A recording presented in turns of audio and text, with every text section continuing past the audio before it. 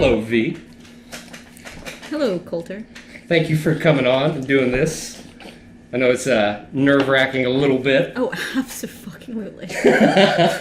But it's I think it's going to be great. I think it's going to be great. You're definitely one of the more interesting people I have met in my adult life by far. I'm glad you think that. Other people are sadly disappointed. Like, who is this bitch? Pretty much. She invented baseball statistics before her. Nobody else was even keeping track of it. All it was just dudes just hitting balls with sticks in the yard. Yeah, exactly. So you hitchhiked. Talk to me a little bit about your hitchhiking story. Which one? To New Orleans? Or the time I picked up a hitchhiker that wasn't actually a hitchhiker? Well, both. I don't know. Both. They're separate occasions in your journeys into hitchhiking and hitchhikers. One is funny and one is more like, wow, like the world's pretty cool. Okay, so I was fresh out of high school and I was like, fuck the system. I don't want a job. I don't want kids. I don't want money. I just want to travel the world and that be it. And so as soon as I was able to, I decided to hitchhike with my dog to New Orleans. From where? From Tallahassee. Jesus. It's like, what, 6 hours driving on the interstate distance. Yeah, it was, I think I got there in maybe a day. I met a lot of really cool people. Please. One of the... Well, actually, I'm going to talk about the creep first. So, one of the first individuals we met was like this old Grateful Dead fan who had been traveling like with like the Rainbow Family beforehand, and he had... he hitchhiked a lot, and he was telling us all these stories and all the people he met. And he's like, and that's why I picked you guys up. And he just came back to civilization, or what they call Babylon, and got a normal job, wife, kid, and I'm like, that sucks for you. That's never going to happen to me. That happened to me. No kids, though, not married. But like, how? Wait a second. Where are you at? Where am I? So you said you hitchhiked from Tallahassee to New Orleans. I didn't really keep track of where I was at. I was just more so like, hey, I'm going to New Orleans, and kind of trusted my way there. It was stupid. Like, how far did the first person take you? I think it was... Or like, how many jumps was it for you to get to New Orleans? The first one was this, like, redneck dude on Highway 20. And he took us to, I think, Pensacola. And then there was a woman with her son, and they were in like this big, her son and daughter, and they were in like this big van, very friendly, and they were like, hey, where are you going? I'm like, New Orleans. Like, oh, we're heading down that highway, whatever. I'm like, okay, cool. And they just seemed very like bewildered that I was a hitchhiker. And I wasn't flying a sign because I didn't, a lot of hitchhikers do fly signs like, hey, give me money. And like, I didn't want to do that. I had my violin on my back and my dog by my side, and I had $50 in my pocket, and that was it. But they were just really curious of this abstract idea of, and of course I just ranted and I was like, yeah, probably to the wrong people. Thinking back now, they kicked you out after 10 minutes. No. They were more so just really curious. Well, I imagine they were probably. You said it was like a mom and her kid. Yeah. So they're probably like, good God, if we don't help this lady and her dog with her violin, these ruffians out here. They automatically assume that you're in trouble. I'll almost. Example, we were near like a Longhorn steakhouse, and just kind of passing by, it was getting dark, and you don't you don't hitchhike in the dark. Like, I thought you were about to say you don't go to Longhorn after dark. I was like, I know that, sister. It's a hard place. I met a lot of really nice people. The only only person that was an asshole was actually a cop. Yeah. Not gonna get in that discusussion yet.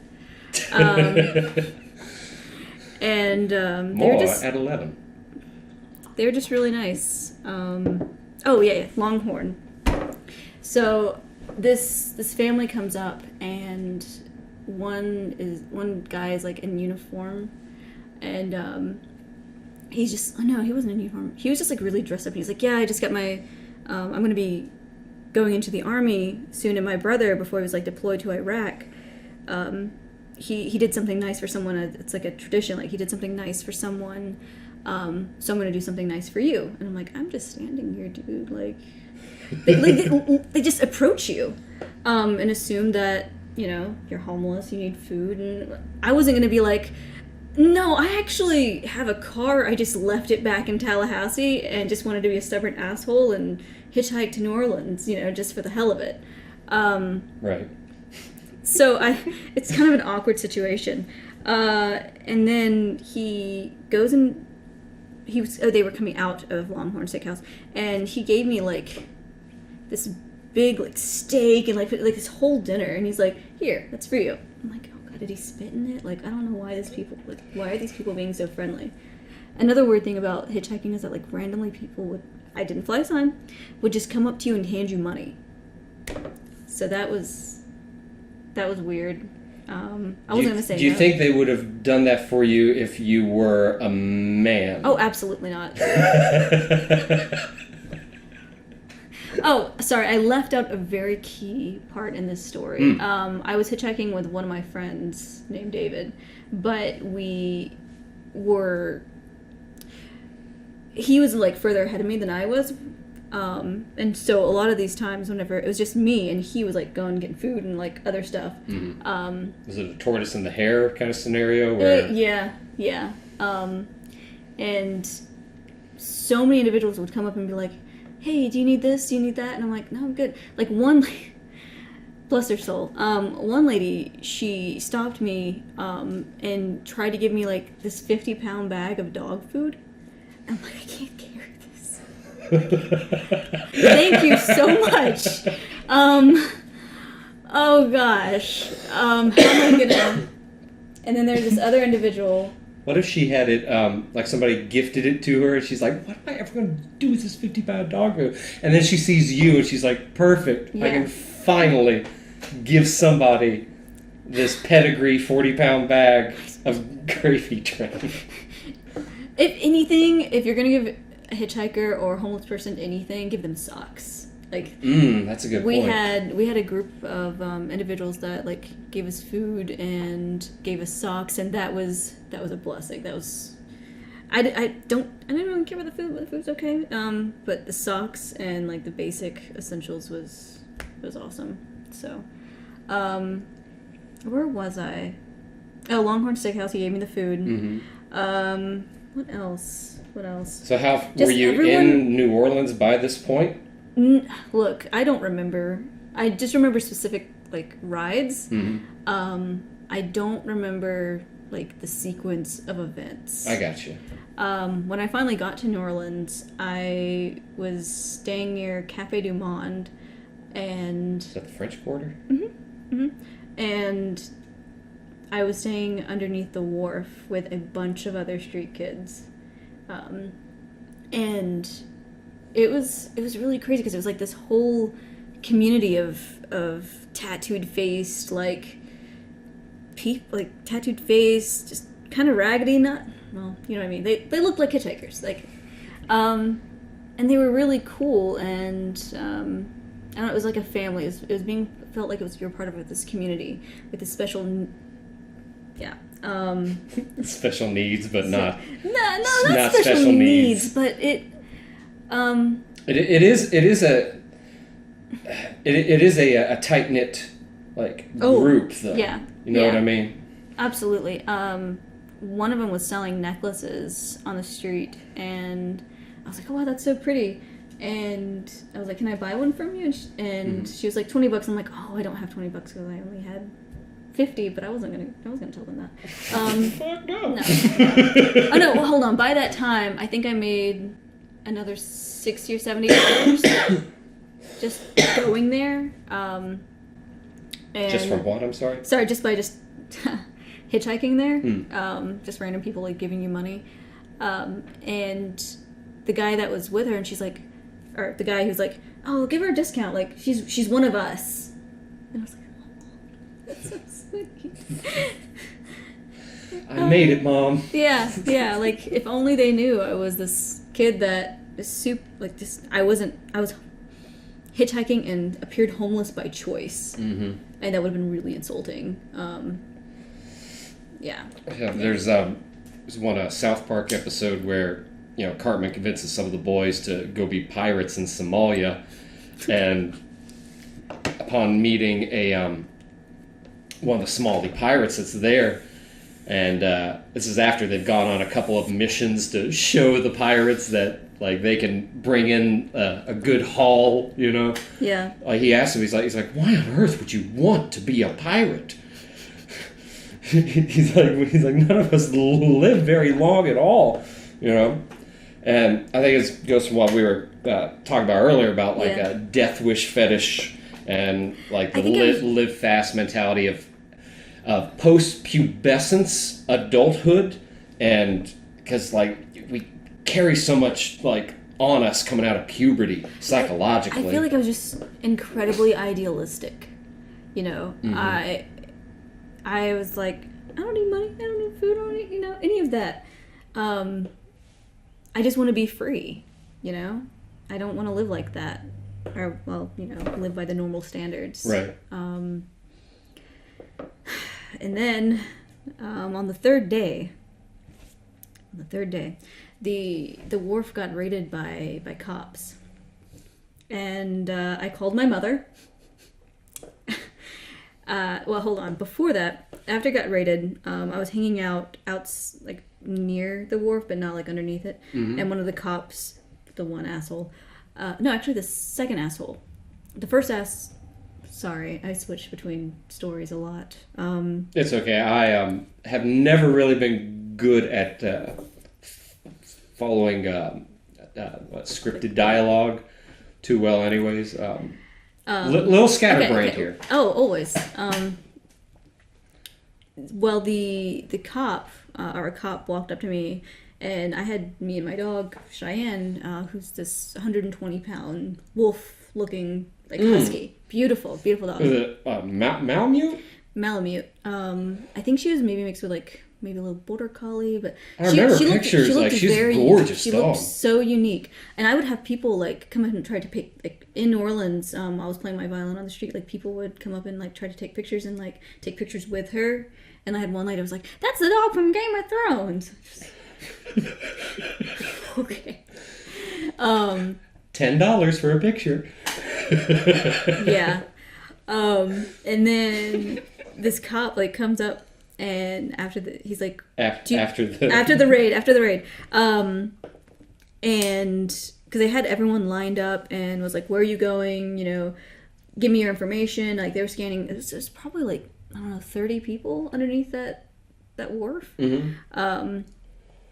And he was like, well, if I'm gonna come back here and I don't know, I think he was in a couple hours, and if you're still here, I'm taking you to jail, and I'm taking your dog to the pound, and it will be euthanized. Because we don't just, we'll euthanize it. And of course, I am the type of person that likes animals way more than people, and she was like my child. I love my dog. And I was like, well, I'm not gonna risk that. I don't, if he comes back or not, that's not something, and he asked me for all her papers, which, I like to think ahead, and I had all of her vaccines, everything. And he's like, well, at least you take care of your dog, but if you're still here, then we're gonna euthanize her. And I'm like, all right. So then I call my mom up, and I'm like, hey, so, and she's like, you can say it. And I'm like, you're You were right. I was wrong. Could you come and get me? And so she got gas in my car and drove to New Orleans and was there in 6 hours, and that was the end of hitchhiking. And not even a week later, I get a call from one of my friends, and he's like, "Hey, what are you doing today?" You know, the same thing I do every day. Try to take over the world. I was like, not much. And he's like, "You have a job interview." "A what?" Yeah. It's at like 2. Looking at my phone.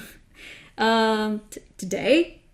Yeah, just go and, you know, be yourself. That's an awful idea. And lo and behold, I get this, you know, this job, and slowly over the years have become what was this, fuck the government, fuck, you know, living like that, like, no, I don't want any of that too.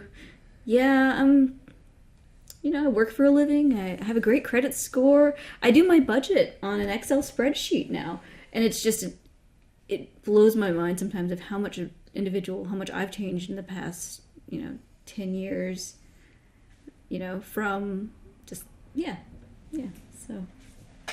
Whenever I was like 18, 19, I thought I knew everything already. Like, I'd already sussed out the world. I didn't even lose my fucking virginity until I was 18. So how the fuck, smart could I really be? Twinsies. Ah, shit.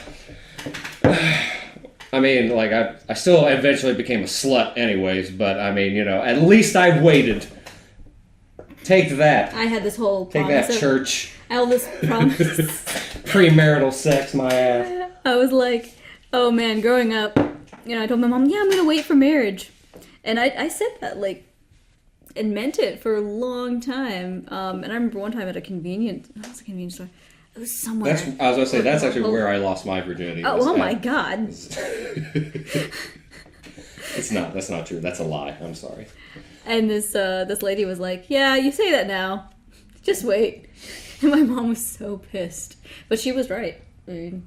I had my first real job that wasn't yard work and getting paid for that was in the restaurant industry, service industry. I'm sorry. It taught me a lot. It taught me after 10 years of working in the service industry, I did not want to be in the service industry anymore. But they don't get paid nearly enough. No, they don't. They don't. It's a hard job. I have pretty much. I've lost respect for a fair amount of people just from seeing how they treat other people that are working, especially in the service industry. At the same time, if you suck at your fucking job as a member of the service industry, it's the same way with I was raised by a parent. I was raised by a parent, damn it. No. I was raised by one of my parents being a teacher, right? And so I had a high standard, for lack of a better term, for how a teacher should be. So I mean it's kind of the same way, but I forgot where. I know we were on the convenience store gag. Oh, we were talking about... Oh, just wait. Oh, yeah, so... individuals that suck at their job. Right. Hold on, I'm going to reply to that. If you don't... Okay, I can completely understand someone, quote-unquote, sucking at their job because they don't get paid any... I wouldn't give a crap about my job... Well, I wouldn't give a crap about my job if I wasn't getting paid, anything and customers yelled at me all the time. There's just no motivation there. Notwithstanding, that's still, they have peers that they work with that are in the same predicament and bust their ass. True. So, true. And I know because I spent a decade working in that industry. So, but that's not the point. Yeah. The point was one night, as I'm waiting tables, I spent most of it in the kitchen. But when I was younger and a lot uglier for some reason, I was out to the public, and they let me near families. They let me bring them food and everything, looking like this. So it was really gracious that they're like, all right, let's give him a shot. Let's see if he can handle talking to people. I had my eyebrow pierced like white trash at the time, so they made me cover it with a Band-Aid. It only fell off once, but it fell off in somebody else's salad, not my table's. Oh man, my first job, I mean, other than cleaning and babysitting, was security guard. That's a boss first job. My interview was really cool. It was the same one from whenever I go in there and the guy has this computer screen up, our wallpaper, and I'm like, that's a Cloud Sword from Final Fantasy VII, and he's like, yeah, you're hired. Like, I literally just walked in there. My buddy he was right. He was like, be yourself, and that's what I said, and he was like, okay, cool, hired. And then I got a position as a security guard. Like, didn't check, no drug tests, no nothing. Just, hey. But I was good at my job. I was very good. I got in trouble once because a very higher up who had retired came in, and I had to make sure everyone had, a badge. And he came in and he was like, hey, I'm here to see so and so, and I'm like, okay, do you have any identification? And he was just like so insulted that what was time, maybe $8 an hour individual, was asking who this person was. I'm like, I haven't been there for like more than a couple of months. Like, who are you? Like, I don't know who you are. And then he told the individual he was meeting with, and that individual went down and I got mad at my boss, and my boss was like, she was only doing her job. Like, can't get mad at her. So I guess I didn't really get in trouble, but wait, who was the guy that was questioning you? Like, who was he? Was he like a higher up or something? He was a commissioner. I don't remember the name, but it was like this old cranky white dude. I mean, I know those. They're very descriptive. But yeah. I'm sorry for having a racist on my show, everyone. I didn't realize it was going to be about. I can't be racist. I'm half Mexican and half white, so I can make fun of both of them. That does, on a public note, right? It does give you a wider range for humor, which there's something to that. I think just from. Because we both enjoy, the philosophy of humor, I guess, for lack of a better term, you know what I mean? Because, there's a lot of things that, not to speak for you, but from what I gather, that you enjoy and you're like, that is funny, and yet you don't spasm from laughter, right? So, a lot of times with me, rhetorically, or even watching movies, I'll watch, Wes Anderson movies. I don't know if I've ever laughed out loud at anything other than maybe The Fantastic Mr. Fox, but it's a cartoon. I've never seen that. It's I don't know how people spend that much time with, stop motion animation, but I guess whenever you have a budget like Wes Anderson, you can really do something fantastic with it. It's definitely worth a watch if you like Wes Anderson movies. But so this couple, sorry, I just dropped the ball. That was a stick. Oh. That's the leg of the chair? Yeah. Oh. And it's one of the horizontal ones. I thought it was the vertical ones. I'm like, oh my Lord. I'm balancing. So this couple, I had shown them in my, what the hell is it called? It's in your server apron, your little book. You know what I mean? They call it something. At least certain restaurants are like, oh, have you seen your flapjack? Or they'll have some nomenclature for it that is just specific to that chain. You know, where it's everybody make sure you got your Apple book up. What? But anywho, in it I had a picture of my first band CD and my first girlfriend or something. Yeah. And this couple, they were probably in their 50s. She was maybe in her 40s, you know, but he was definitely in his 50s, and they just sort of looked at each other and smirked on the far side of the table away from me, right, to where I quote unquote could not see. And just looked back at me and were just well, just wait. So, I had, speaking of waiting tables, there was one time I was telling, it was on a Sunday, right? And Sunday,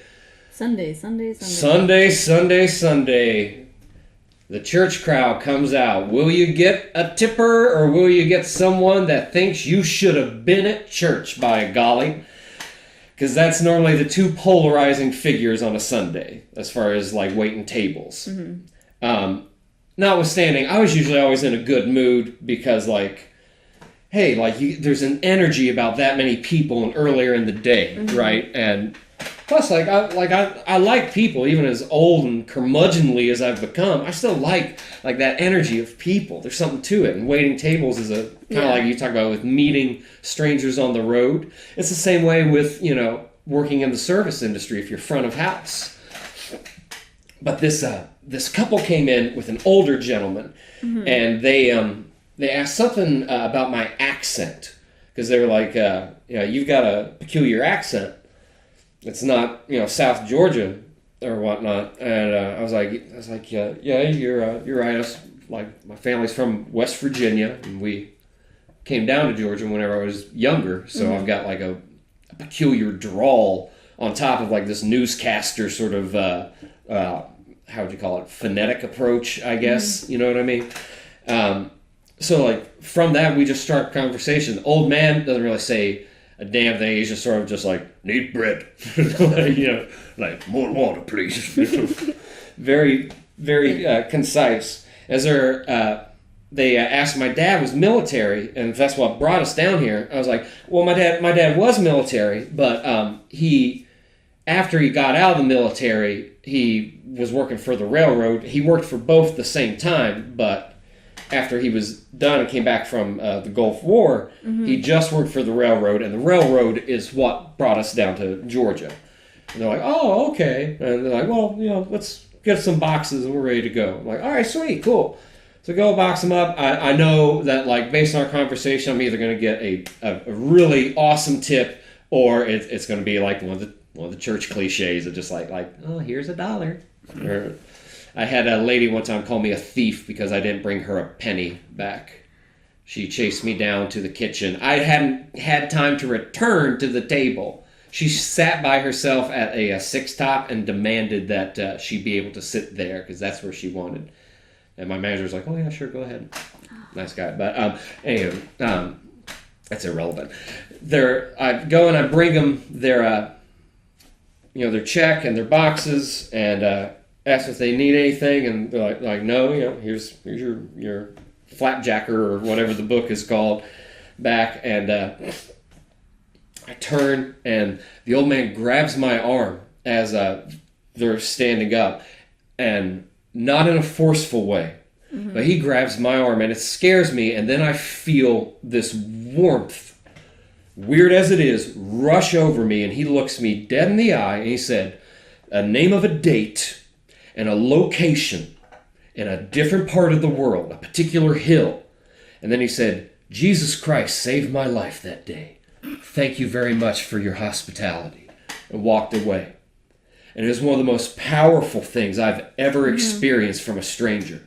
And the name Jesus Christ is just used to invoke like what he felt, right? And that's the best way I can describe what good Christians are, is that the best way they can describe the most positive magnetic force in the universe has a name, and it is Jesus Christ. So like I get what he was saying, but like I've been around religious people all my life that have used and misused that name before.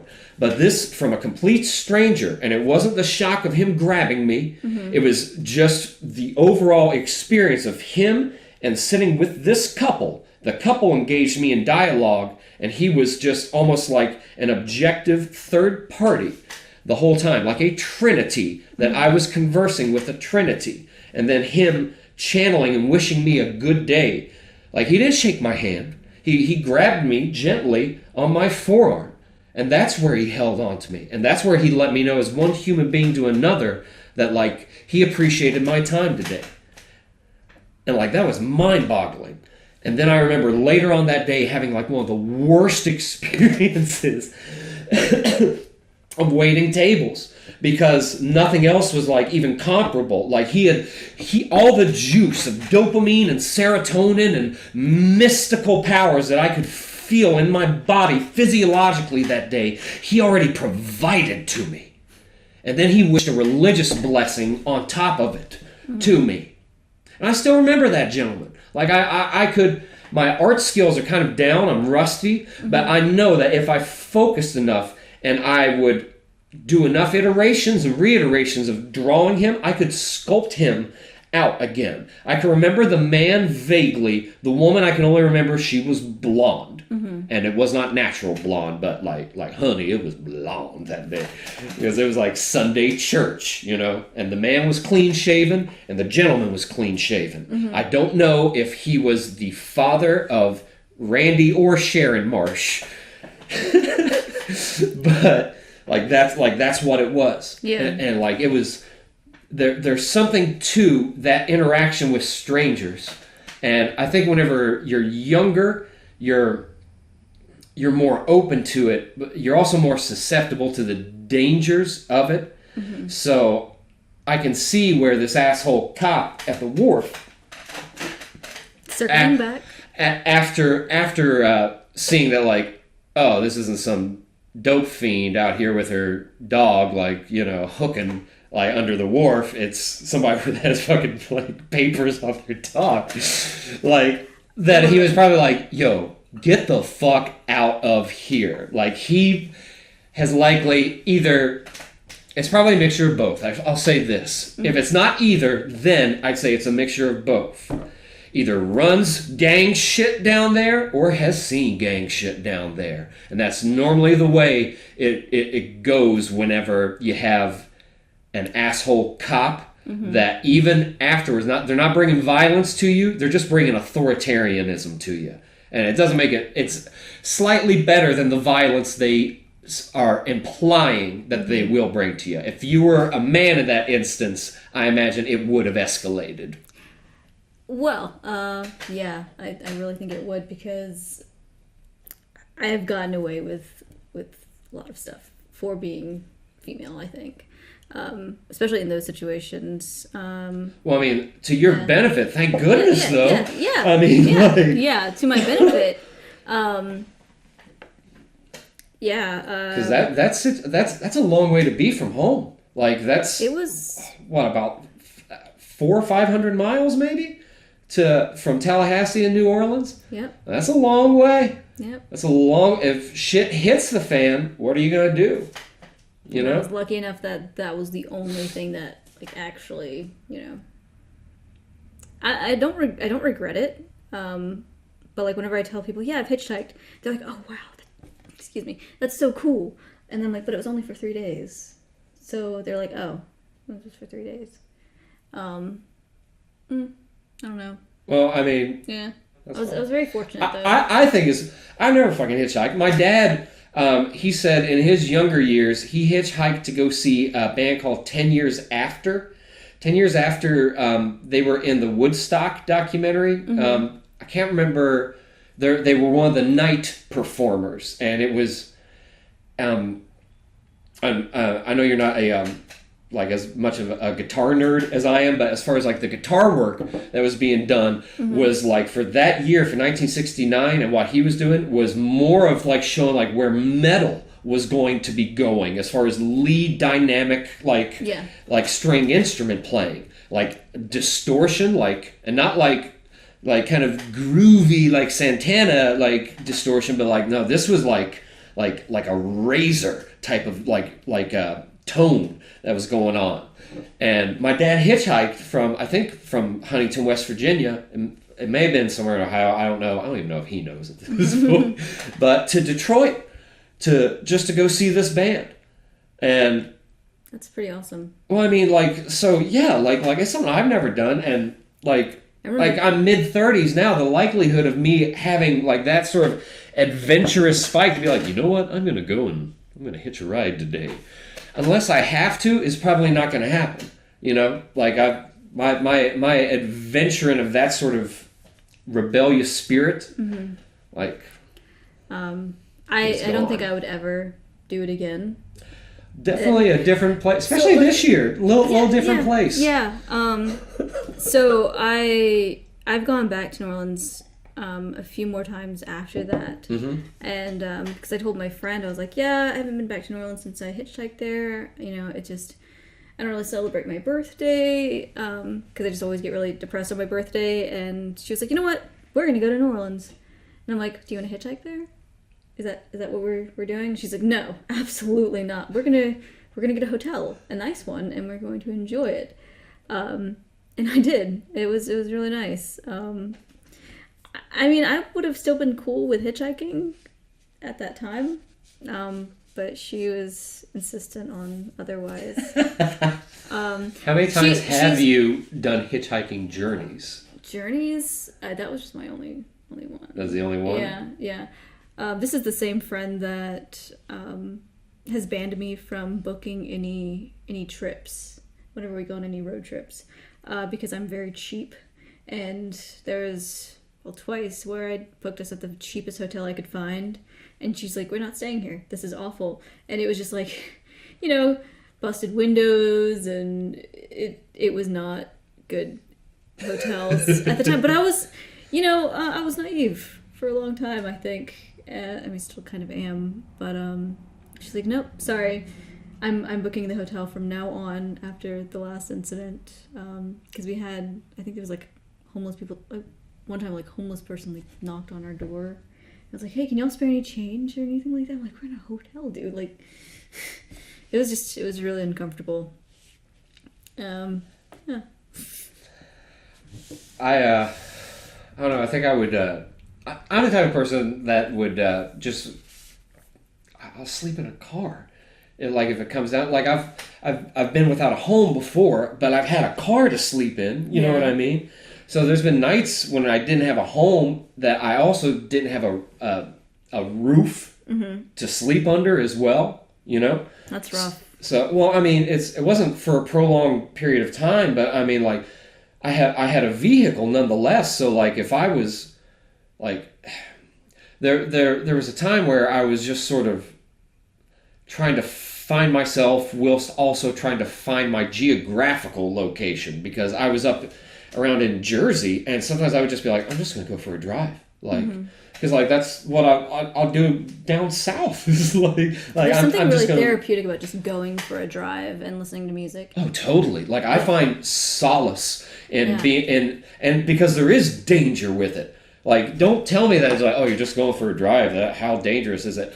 It's like one of the leading causes of how people die in the fucking America, Yeah. So it's pretty dangerous. I'm not also saying that as like I'm putting on goggles and cape blowing in the wind. I really enjoy like going for drives around, I don't know, 2:30, 3 in the morning, because like no one else is on the road, and I can blare my music as loud as I want. And, kind of just rock out, and no one's going to give me weird stares. Yeah. Yeah.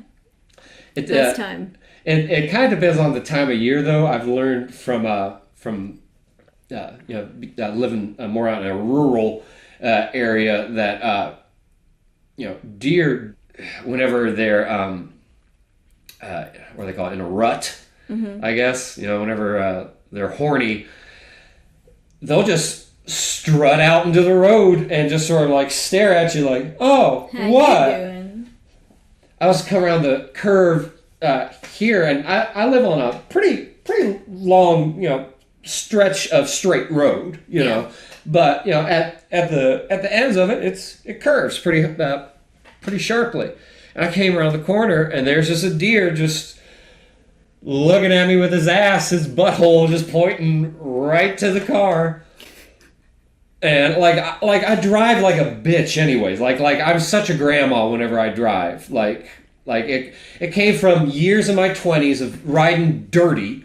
So like I never wanted to get caught riding dirty, or like whenever I was drinking, I would drink and then like try to drive home, which is fucking stupid. Oh, absolutely. But thank God I never wrecked, never hurt anybody, never hurt myself, and never got arrested from it. I mean, I don't drink booze like anymore unless it's like have to be a special occasion for me to be like, you know what, I'd like some booze. I had, as we were talking earlier, I had alcohol when my grandma died on Memorial Day, but that was like 2 weeks after she died, and I just wanted to get out of the house and just something, you know. But I had a place to stay. We walked home, like, safe, you know, like safe enjoyment. Safe. So I'm such a baby when it comes to driving, because I'm like now it's like I don't want to get a fucking ticket. I don't want to get pulled over and like then talk to me. Like I just want to get home. And like I come around the corner and there's this deer and I miss him, but like I could seriously, if my window was down when I'm driving, because like you said, like my music is blasting. I don't care about the car behind me getting upset that I'm driving too slow around on like these country roads at night. Don't care at all. And then come around and there's fucking horny ass deer, no pun intended, standing in the road. And I could reach out and like I could have, if going slow enough, I could have, you know, pet the deer while I'm coming by, but I was going like 45, like 50 miles an hour. Yeah. And like I felt like my vehicle like turn, and like the car behind me, like it swerved as well. It's fucking like scary as shit. What's crazy though, in Jersey, they don't hunt them in Jersey, right? So they don't give a fuck whenever they're in a rut. They'll be on the interstate. Oh my God. Like the Phillies won the World Series in, I think, 2008, right? And we're right across the river from Philadelphia, but they had to split the game because of rain, and so they had to do like 3 innings, like the next day. Mm-hmm. So they win, and my roommates are like, "Let's drive into Philly and like go join the mob." I was like, "That sounds like a fucking cool idea. Sign me up." So we hop in the car, and of course, we've got like we've been drinking. Like there's blunts like rolled in the car and whatnot, and like nobody's really on the interstate like they should be because of the World Series. So it's not abandoned or anything, right? Yeah. But it's just it's not heavy traffic. It is night though, but we see like fucking deer just like strolling across, and like this is my first like autumn or winter up there, and I asked him, I was like, "Yo, man, is this fucking normal?" Just like, "Oh man, fucking deers are asshole up here, man." Like holy shit. But yeah, they'll. I've had some really close run-ins with deer, but I've always managed to like sway away. I've only hit 2 animals. Like with your fists? Oh no! I've hit oodles. Oh, I would never with my car. By accident. I'm gonna state that. Never mind. One was a rabbit, kind of unavoidable, but the other one, I hope it lived, was an owl. Ooh. Yeah, exactly.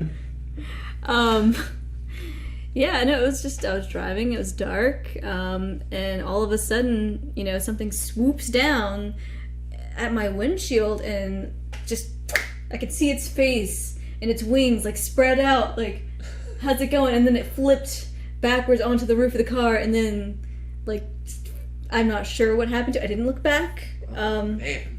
But like the next... It sounds like the other owls in that owl neighborhood tricked the dumbest owl into thinking that he could pick up your car. Maybe. Like, no, for real, Greg, just swoop down there. You gotta go as hard as you can, though, man. Oh, man. Yeah, that poor thing. Oh my gosh. The crazy thing about... it left a mark on my windshield. How like it was like dust. I don't know. Like it was like a handprint, but of a bird. Like you could see the outline of its wings and its terrified face, but only if you look at it with the right kind of lighting. The crazy thing about owls. Good job, Greg. So crazy thing about owls. The crazy thing about owls is like how quiet they are whenever like they swoop. Like I was at my parents' house one night, and they live in a community, like suburbia or whatnot, but like they've got a fenced in backyard in the neighborhood, and they've got this like alcove of like, they used to be shrubs and trees, but now it's like a towering like alcove in the middle of a neighborhood. Pretty cool, because like all the neighbors, like I guess there's 4 backyards, so all of them like kind of have like this like sort of natural alcove going on in the back. Yeah. But there's on other sides of the neighborhood, they get like deer a lot, but my parents would get owls. Like they get owls, and I'm like in the backyard peeing one night. I'm like house sitting for them, and like there's just something really fantastic. The bathroom, or just... There's just something really fantastic about going out in the backyard in the moonlight and just sort of standing there, sky clad, and just peeing, just taking a pee. I'll have to try that, one time. I live in an apartment though, so it might not be well planned. Yeah, I can't advise you on how to relate to the backyard peeing when, if you're especially if you have like your back porch is like a balcony, especially if it's a wooden balcony. We're on the second floor, so I could just like hang off of it and fuck into my neighbors. Oh God, you're one of those neighbors. Hey, they started complaining about us first. Anywho, peeing on neighbors' property aside, so I'm there and just sort of basking in it, about to finish up, and I feel this breeze, but it's not a breeze. It's like a... And it's like on my my right ear and like the back of my neck, and as I'm turning to look at what it was, I see the owl is already in front of me, silent. That's wild. Not a sound, and it swooped down. I'm not near the tree line. It swooped down by my head, and then swoops up over the roof of the house. All right, so I remember, because I was I was high at the time, and I was like I'm gonna run to the store and get some like Cheetos or something, and I have a really cool recipe.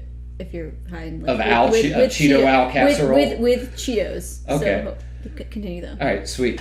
But as I'm like outside, I had a Jeep at the time, a Jeep Wrangler, right? So I was like taking the doors off of it so I could enjoy the night air of driving 3 blocks to get Cheetos, and the owl, as I'm leaving, the owl swoops back by like my head again, like as I'm like backing out of the driveway, right? And then I'm like, fuck, was that the owl again? And I back out going to the left, like my butt's going to the left as I'm coming out the driveway, and I look, and now he's on top of my parents' mailbox, just sitting and watching, looking at me. I'm like, holy cow. Ow. Holy cow. Holy cow. But it was really peculiar though. Yeah. Like, I've never had like an owl get that close to me before. Like, especially in like a neighborhood or something.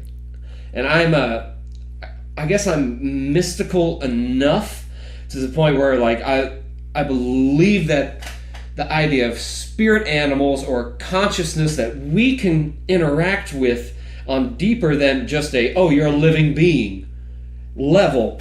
I believe that is in the animal kingdom, and at multiple levels as well. Yeah. Even I think it was a depiction of, maybe it was in Hindu cosmology, of the monad, or the supreme consciousness being is I think it's depicted in one of the Christian texts as well. Maybe it's Enoch, but it's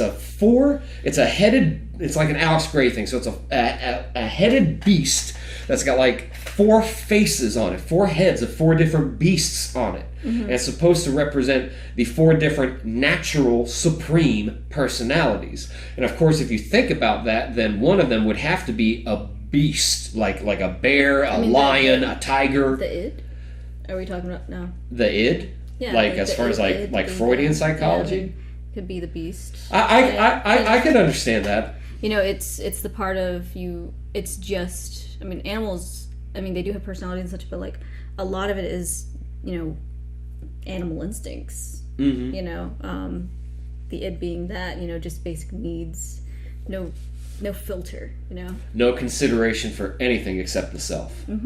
Like, it is the id, right? I'll have to Google it. Yeah. Okay. Yeah, the super ego is, as far as Freud's concept, is your morality, right? Your code of ethics that's instilled in you from your parents, and your ego is how you try to justify satisfying your id with your code of ethics or your code of morality.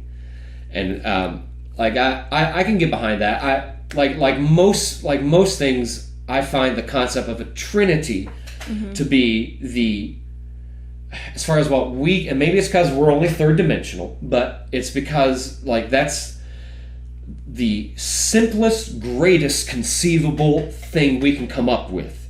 Is it's not a cube, right?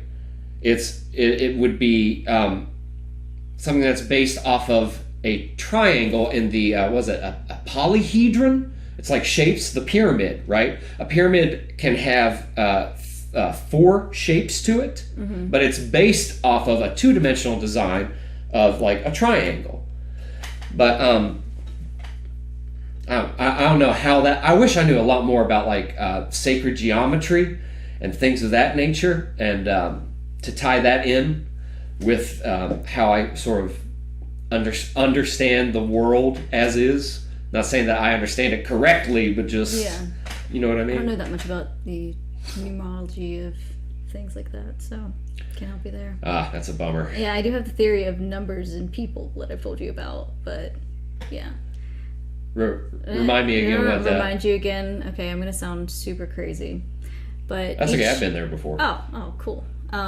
So I don't know. Whenever I see someone, you know, and I get to know them, I imagine, you know, their life as a sequence of numbers, and each number represents certain events in that life, and there are predetermined numbers, which is like, you know, your DNA, you know, and then they're like nature and nurture, and then nurture, you know, can change that combination of numbers, and we all start off at 0, but each individual is unique, and there's similarities in the sequence of numbers, but not, you know, they're not the same, because no one's ever the same, you know. Yeah, we're dynamic. Even our bodies is just a temporal vehicle.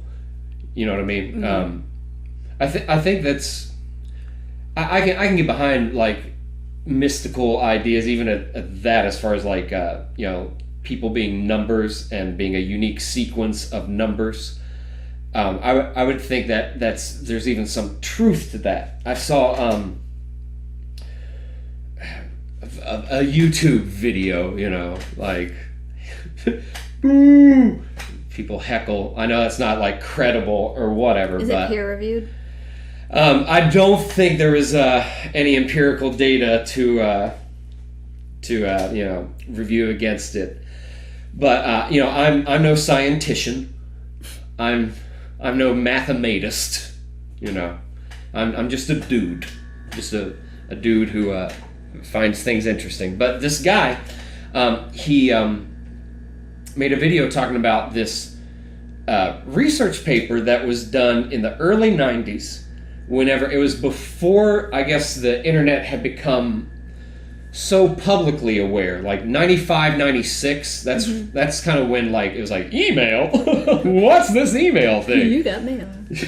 You've got mail. I think my mom for the longest time had Barry White programmed on her AOL. That's great. You've got mail, baby. But this guy had a paper wherein he talked about that you can represent everything. If you can represent everything in life as a vibration, that means you can represent everything in life as a waveform, essentially. Because that's what vibrations. That's an analytical or graphical way that we can display a vibration. Even with working with sound in a computer, it comes out as like sine, square, triangle waves. Like it's a waveform, right? So he started unpacking this idea that then, if you're a waveform, you would have to think about ideas as far as things being predetermined or chaotic, right? There would have to be something in there. So this is before the Matrix, but I guess it would be in line with the same idea about a simulation theory, or like we're in a hologram or a computer program or something to that degree. Which I don't think that's a ridiculous theory. I think that it intelligent design relies on a programmer, so I think both of those are sort of interesting, that aspect. They both sort of rely on being able to flexibly break programming that the quote-unquote gods have given you. You know what I mean? Like, there's things that can be done.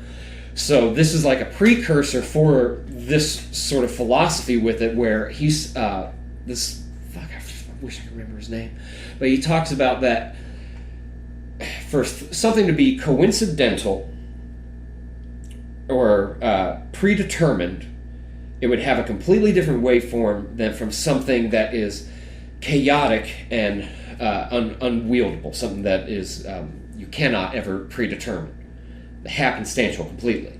So one of them is, if you take a sine waveform of somebody speaking a sentence and you look at it, you can see the way the waveform goes up and down, and you can see how dynamic it is and how it's not straight lines. Sometimes you'll have little gremlins in the waveform that sort of pop in and out of existence. Like, where the fuck does that even come from? I don't know. But it's still essentially you're taking acoustic energy of human speaking, converting it into magnetic, then to electric energy, then back to magnetic, and then back to acoustic energy through speakers. Cannot be created nor destroyed. So it's finding ways with the programming to work, right? So he talks about that for something to be a 1 or a 0, like Boolean, machine language, would have to be a square wave. Because a square wave, the compression and rarefaction, the different parts of the waveform that are up and down, are full on, then full off. Then full, you know what I mean? There is no grade that goes between them. It is a Boolean or a binary expression. And so he starts unpacking these ideas to show that life is actually made up of things that are and are not predetermined.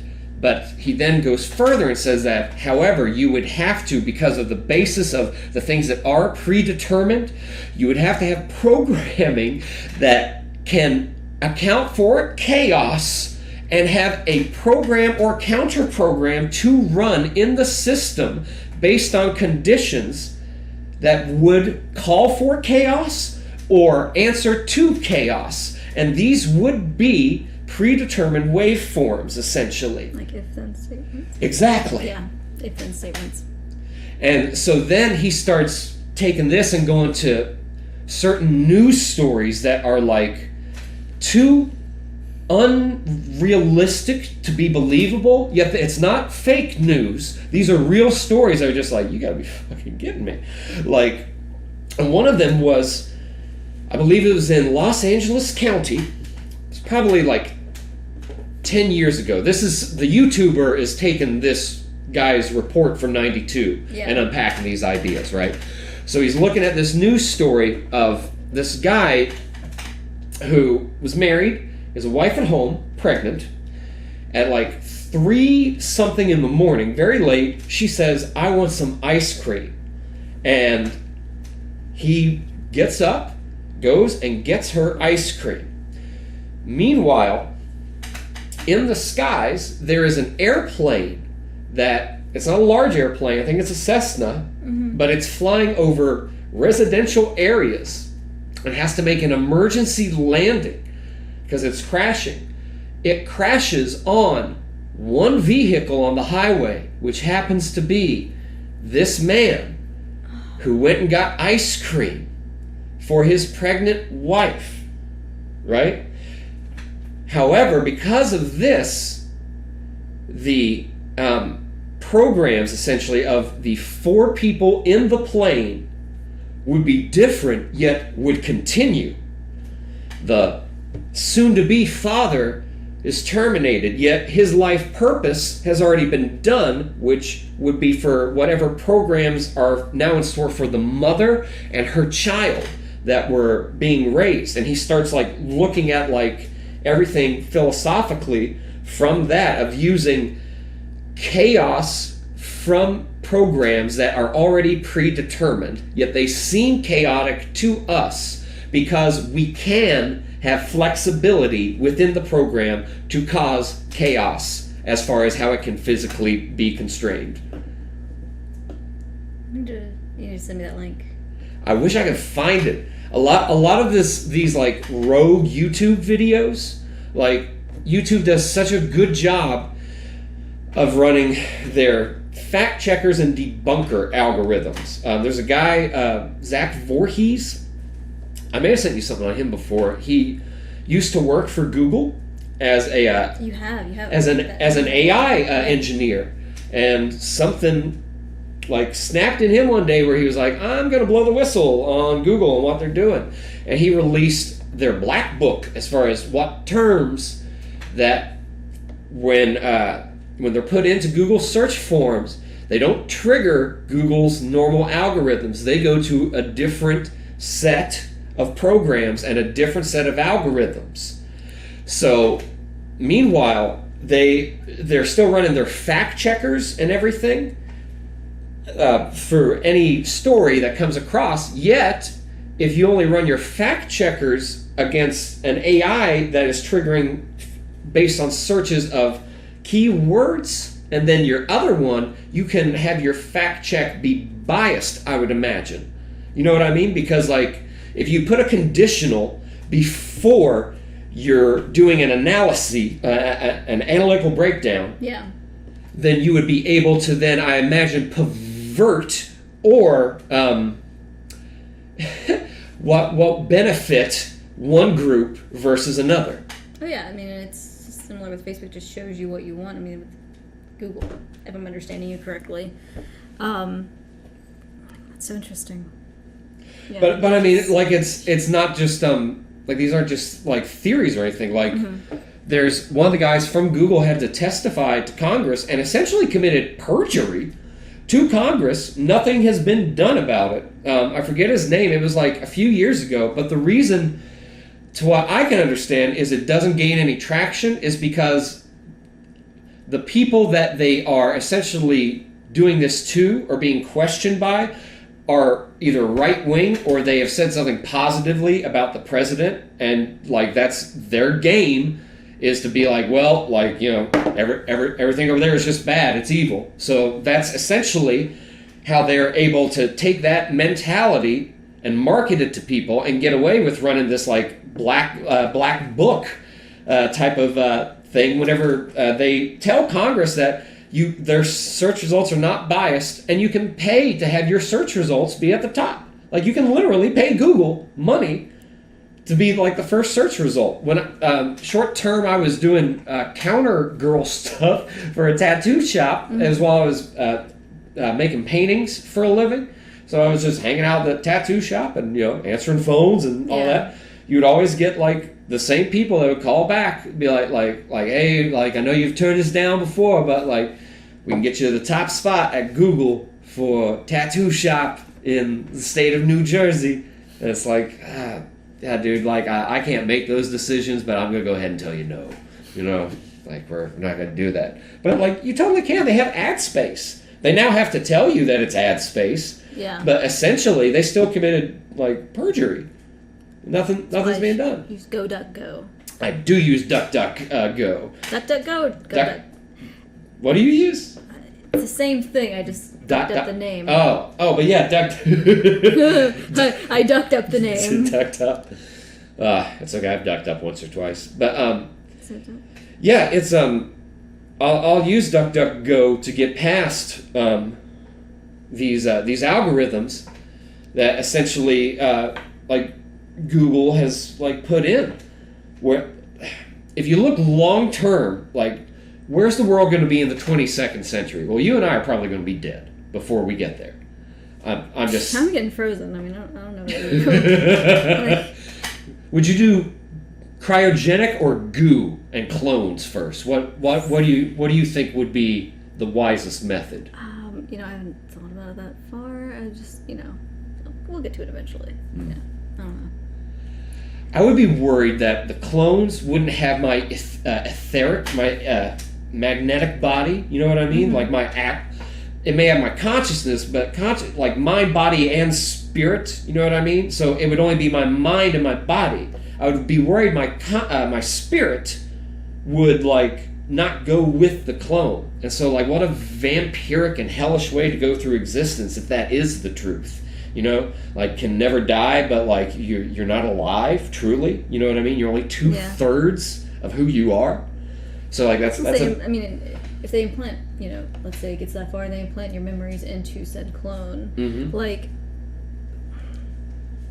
is it still you? Is it not you? Like, if you have the same memories and the same, or you thought you had the same memories. Well, like that's the argument, right? Is that it's your memories, it's your body, it's like your sounds, your talents, everything. But again, I think that's how materialists sort of view the world, right? Is that like that's what we have? I know my mind, mm-hmm. and I know like my body. That's what it is, and that's not all like that. It is if you sort of look at like transcendentalism, where it's like, well, I mean, I don't buy atheism. There's too much here that seems significant, and I've had way too many experiences from either like what we were talking about, fourth dimensional paranoia from like THC and like pot, where you have too much. Atheist, but I mean, I have had like experiences like, yeah. But I mean, psychedelic experiences have like with mushrooms or DMT, like oh no, like there's definitely more that is going on than what I can tell from just my mind and my body. So like I believe that spirit does exist. There is mind, body, spirit. So that to me is like the clone argument. And granted, there's conspiracies about clones in Hollywood that like some of them are kind of like little. They're far-fetched. Don't get me wrong. There's better arguments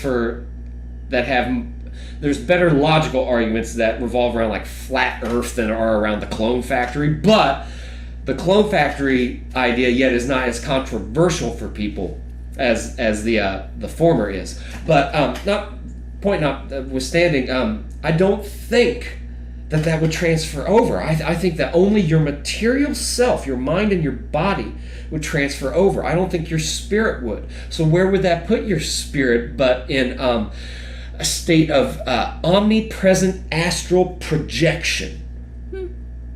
That's all you gotta say. That's all you gotta say? Yeah, that's all I got. That's interesting.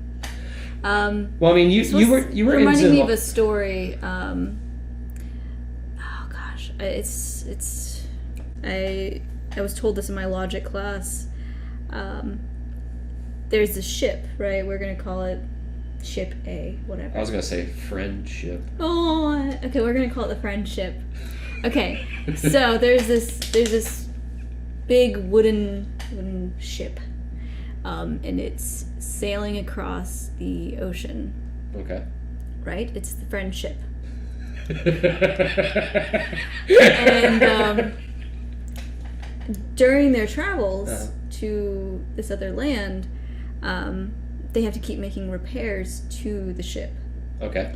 So little by little, like replacing, the parts and, and eventually, like whenever they get to where they were going, it's pretty much an entirely new ship. Now, someone else took all those parts that they took off the old ship and built a new ship. Which one is the original ship? I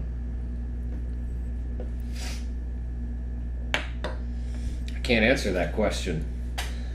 It's like It's like how many holes does a straw have?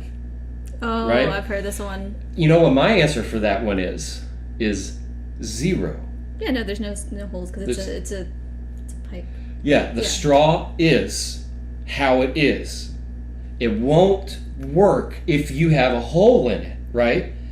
You ever had a hole in your straw? Can't suck your drink through the straw if you got a hole in it. Yep. So that logic, be gone.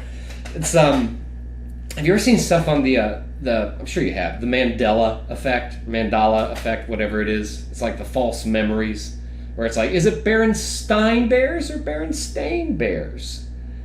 What's the last word of the last lyric of We Are the Champions? Did the Monopoly man have a monocle? And oh my god. so it's all these things that you presume you know, right? I don't really. And you don't. So there's arguments for it that the Monopoly man in certain advertisements way back in the day did have a monocle. I think it was like pre-1960s, like when it was still like heavily newspaper advertisement, not television so much.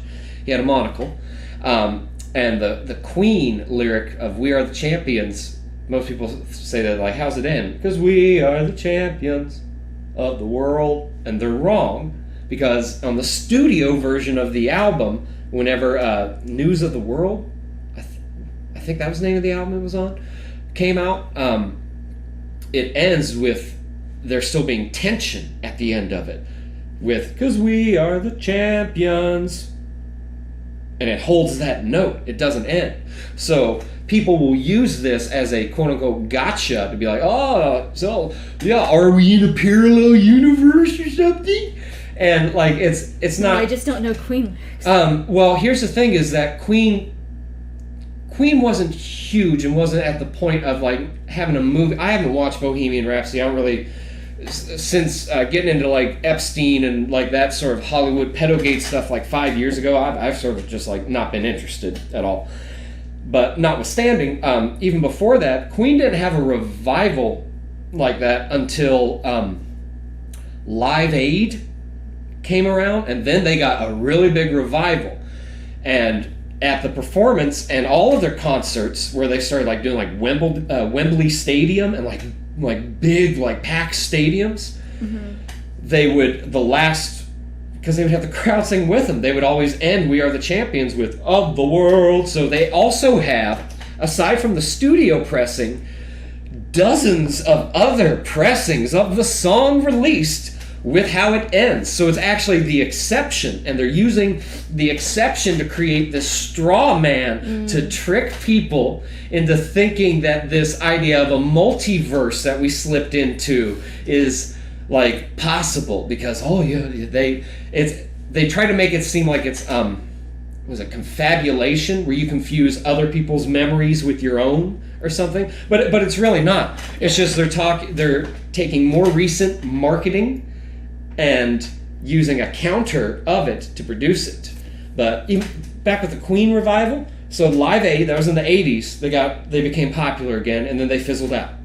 Then the 90s, you had Wayne's World, and you had the scene where they sing Bohemian Rhapsody in the car, and it introduced my generation to like Queen. Like I love Queen. Like that album, Night at the Opera, that Bohemian Rhapsody is on, is fantastic as far as how, like an album nerd like me, like whenever it was made, it was the most expensive album ever made at its time. It cost over $1 million in 1973 to make this album. They had on certain songs where they had so many overdubs and so many layers that the tape was translucent. You could see through the magnetic tape because it had gone through a spool so many times.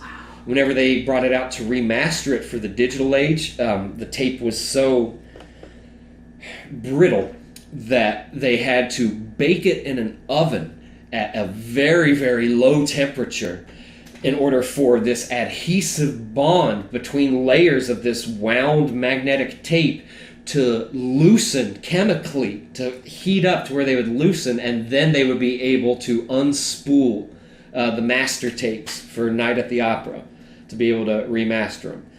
So, and nowadays Queen is huge because you have it's kind of weird, and maybe it's not my place to speak on it, but I mean, it kind of seems like a trend with LGBTQ as like a virtuous thing by default, and I don't understand that entirely.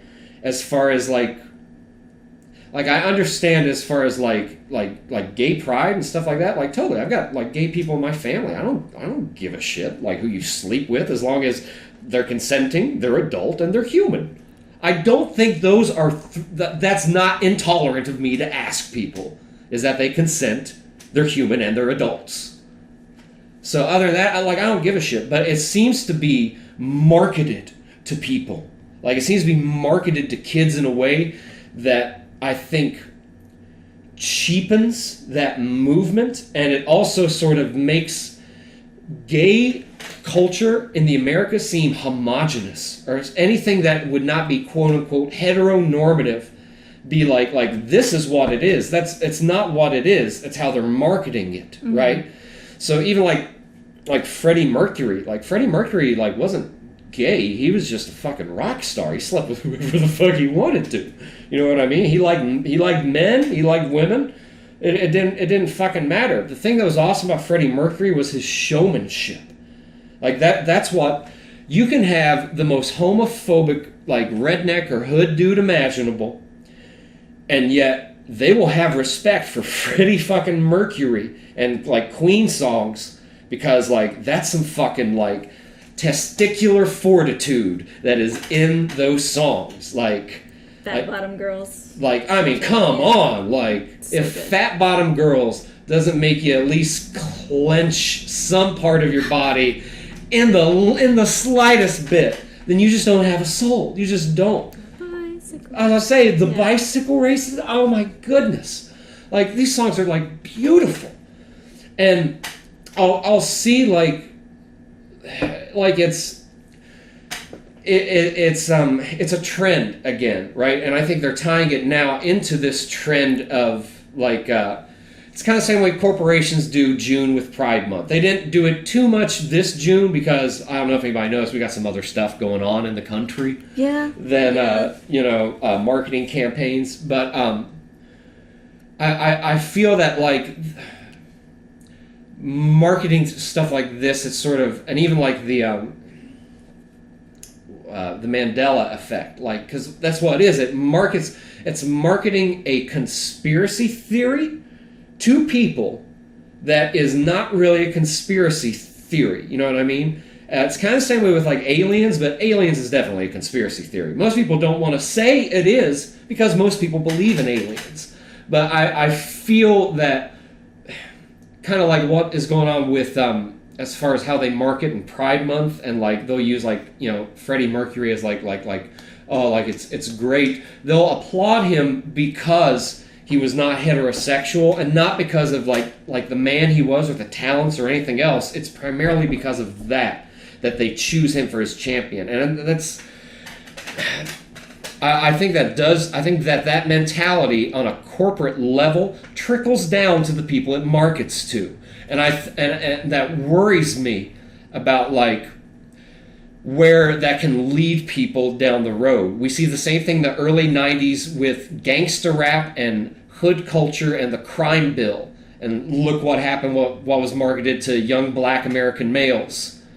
You know what I mean? Like it's a weird year for all this stuff to be going on. But I think that I don't know how we even got on Mandela effect. Doesn't matter. We were talking about the friendship.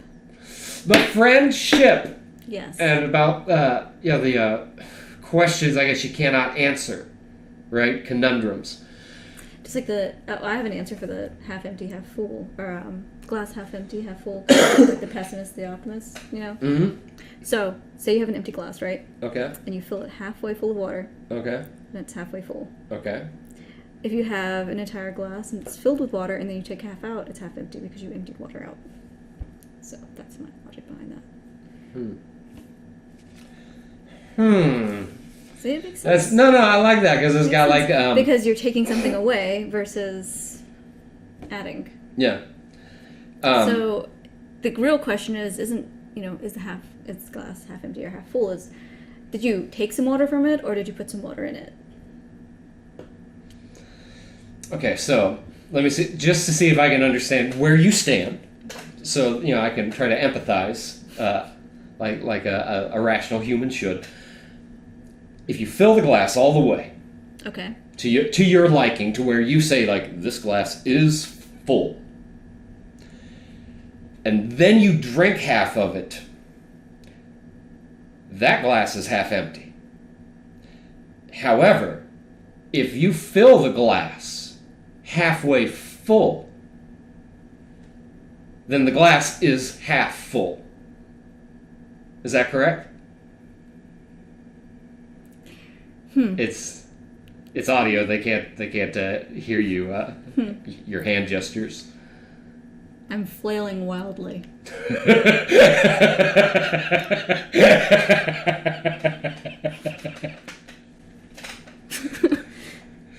It's true. It's true.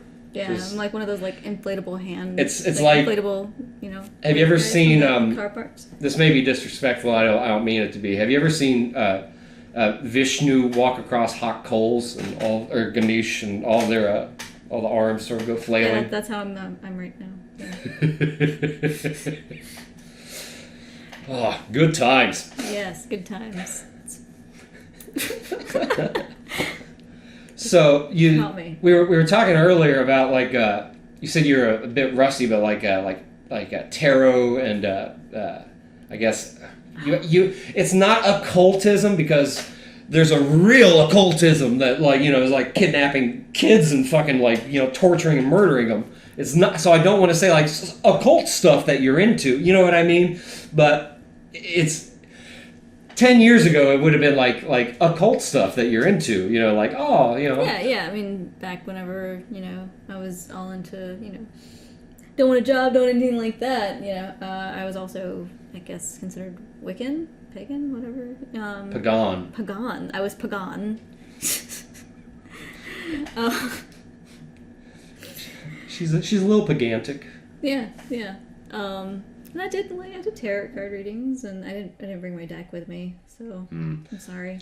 Well, the whole goal I wanted you on here for was actually to have live tarot reading. Oh. That's not true. I have a friend that they actually they have a I guess you would call it a podcast. Mm-hmm. I guess, but like he was telling me that the better half, his wife or whatnot, she does like YouTube tarot or whatnot. And note that that was many years ago for me, and I'm like I play around with it because it's just fun to do, but it's not ever something that I'm like, yeah, I'm putting all my money on.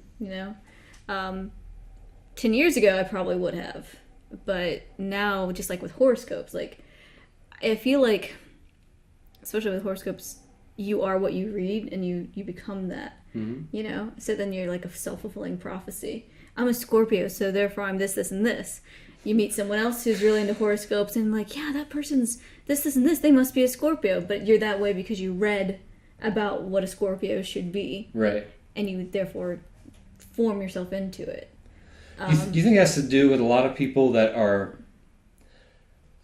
I mean, I guess we all try to find ourselves, like, you know what I mean? And I've got a pretty good grip on who I am and who I want to be, but it took me a long time getting there. But congratulations. Thank you. I'd like to thank the Academy. Big ups to GOD for making it all not suck so much. That was mighty nice. But no, we're almost indoctrinated with this culture of personalities, right? Celebrity culture, people to idolize, whom you should look up to, right? And if you really zoom out of it, and especially as far as like celebrities and actors, were taught, maybe not overtly, but taught nonetheless, to admire liars. People that are so good at convincing you that what is not true is really happening, and who they are is really who they are. and it's not who they are, that's who we should listen to. You mean actors? Yeah. Yeah. But I mean, essentially, that's what an actor is. I mean, they become that thing. If that is like all they are, I think that culture promotes that, because it's always looking for new talent that will do what they want, and it's always going to have people wanting to be new talent for them to choose. So I think, aside from that, people will like look at aspects of, celebrities, entertainers, musicians, artists, dead or living, right? And they'll start to sort of piece their worldview from that. And I think that some of those people that you're talking about, they're just like, oh, well, I'm a Gemini, so I'm naturally bitchy. It's like, no, you're choosing to be an asshole is what you're doing. And you're just using your, sun sign as an excuse to be an asshole. Yeah. The same sons of bitches do that to justify hurting people in the name of religion or, like, political ideology. You know what I mean? Like, your reason for hurting another human being is irrelevant in that regard. Yeah. Why did you get out of tarot? Was it just from getting older, or was it just I got busy and I started getting into new hobbies like video games and data analytics and just other stuff. I was always busy working full time, school full time, have a second job now. That's I'm busy, and it just wasn't something that. Plus, I didn't have other individuals who were also into it. So, I just sat at my desk and, play with my cards and be like, oh, this is cool. But I also was thinking that I shouldn't put a lot of, thought into it or investment. And this is the future, Right. They're cool to look at. It's fun. And it's I love the artwork on it. Oh, my gosh. Yes, The Magician. It's really nice. There was an old Marilyn Manson album called Hollywood. Mm-hmm. It was in '99. It was the post-Columbine album. So the in liner notes, the jacket in it for the CD at the time would fold out long panel, right? So you have the lyrics and some photographs of the band and all the text specs CDs on one side, and then on the other side, I think it was a 9 panel, but it had tarot cards that were it had the Emperor, the Fool, the Hierophant, so it didn't have it took some of the, I forget which of the 4 classes or whatever the term is. Oh, hold on. There is the cups, the swords, the hearts. Is there hearts or diamonds? I know one was like a club suit, or not club, card suit. Maybe I'm just grasping at straws. Clubs, diamonds, hearts. Wands, cups, swords.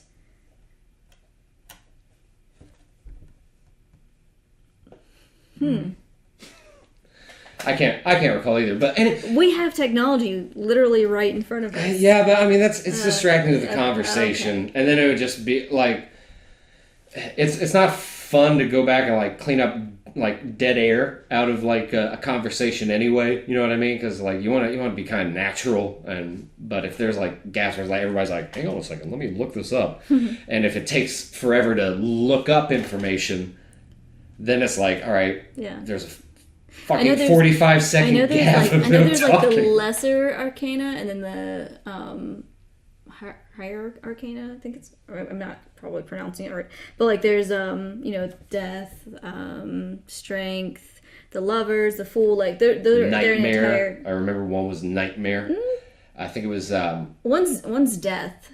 I know the death card. Death, because the lovers, it's the most cliched one where people are oh, it'll be in movies. It's the death card. The Ace of Pentacles or Ace of Pentacles. I think I think Nightmare may have been one of the sword cards. It was 9 or 10 of swords or something. I think it's 10 of swords, where it's this individual who's like in their bed, and they like, well, at least with the magician deck, like they're sitting up and like their hands are on their face, and then there's swords behind them.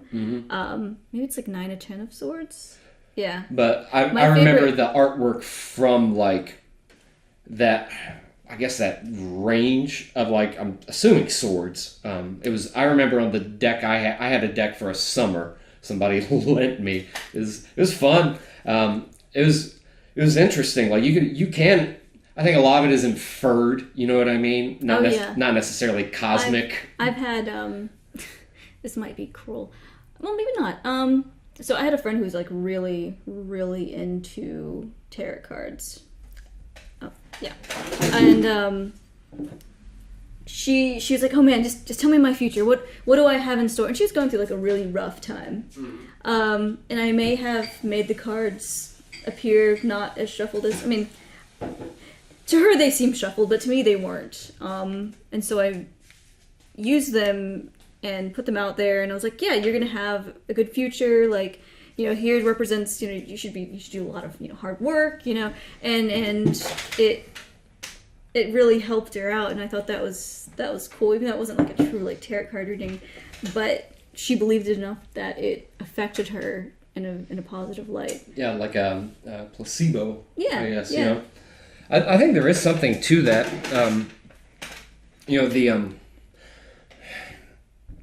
I'm obviously not a doctor, but from what I gathered, the more stress that you are under, the more your body can be in cellular dis-ease, which means that you can contract sickness, or as they call them, diseases, you know, as far as long term.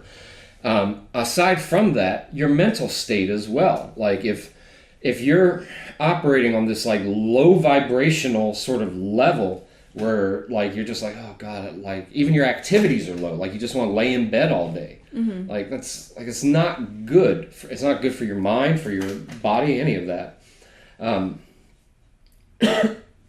So I think that having something that operates as a placebo, or in this case like a tarot card reading, if it helped her out, then who cares if it was real or not? You know what I mean? It goes back to the argument of kindness versus honesty. Well, I mean, you should kind of be subjective with when to use it. You know what I mean?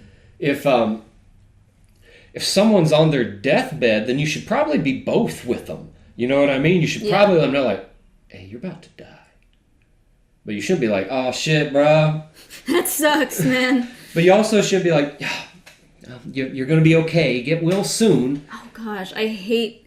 It was whenever they're really, really positive with cancer patients, and the cancer patients like know they're going to die, and they're just like, oh, you're just not being positive enough.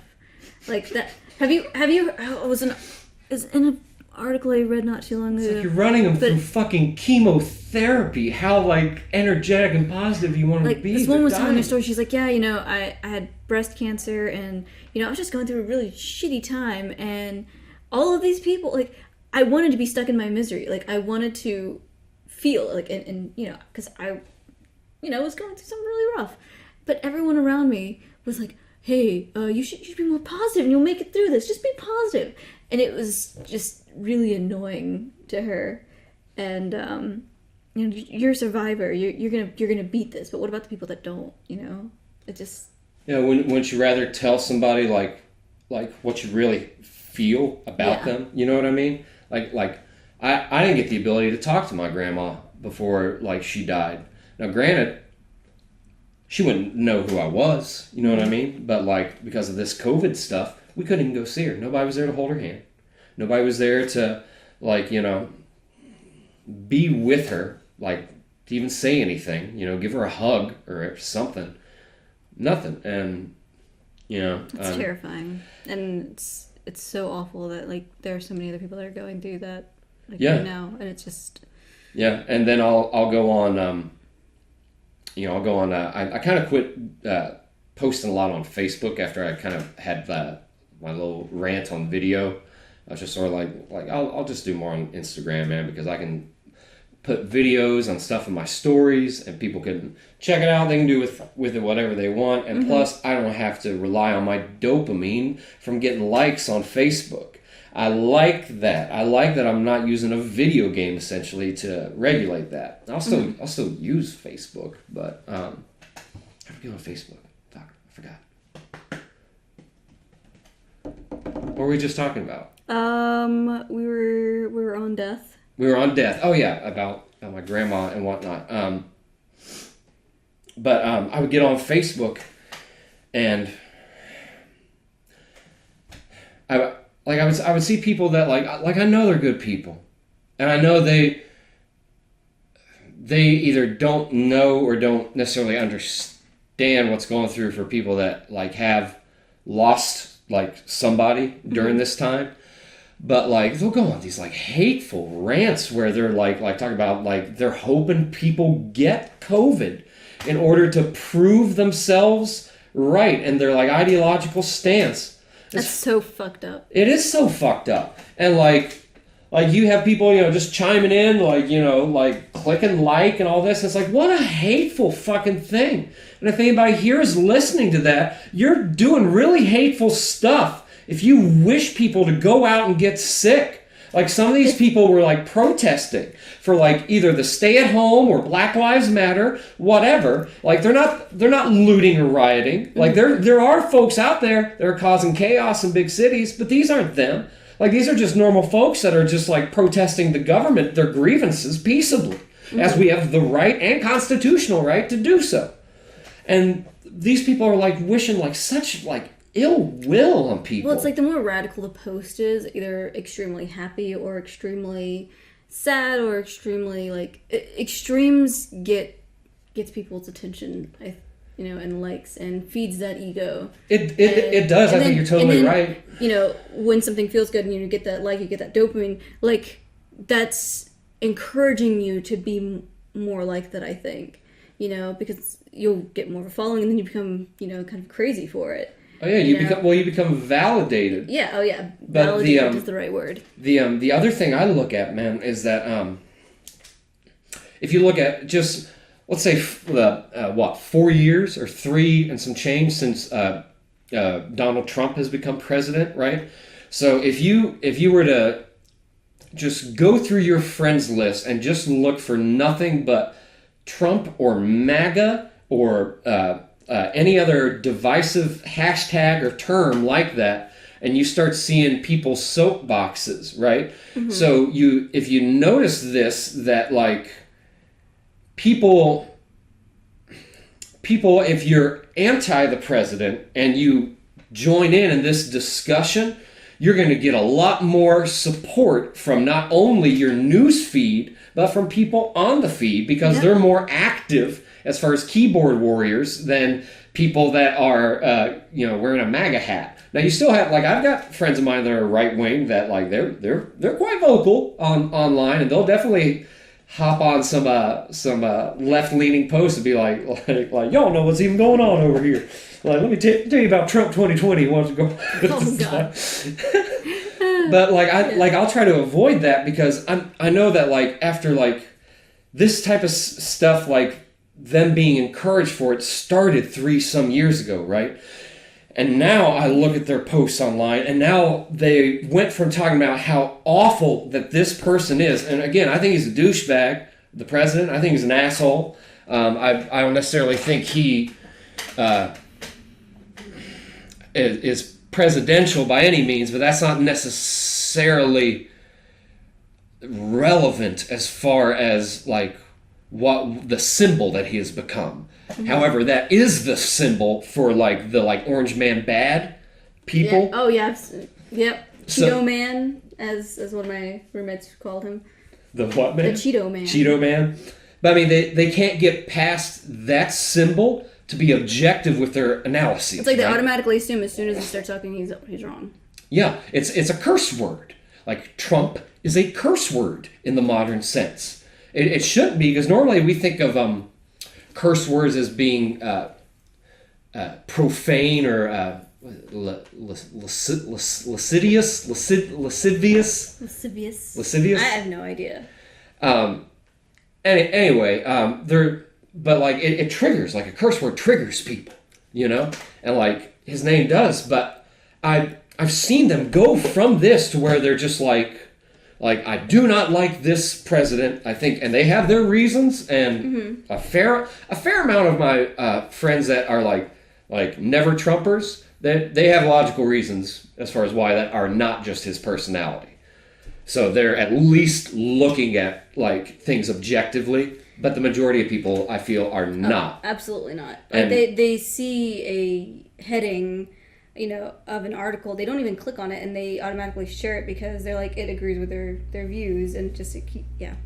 A lot of them are opinion editorials. They're op-ed pieces, and they'll share them like look at this. And it's like, well, where's the source coming from? And they're like, well, CNN. It's like, no.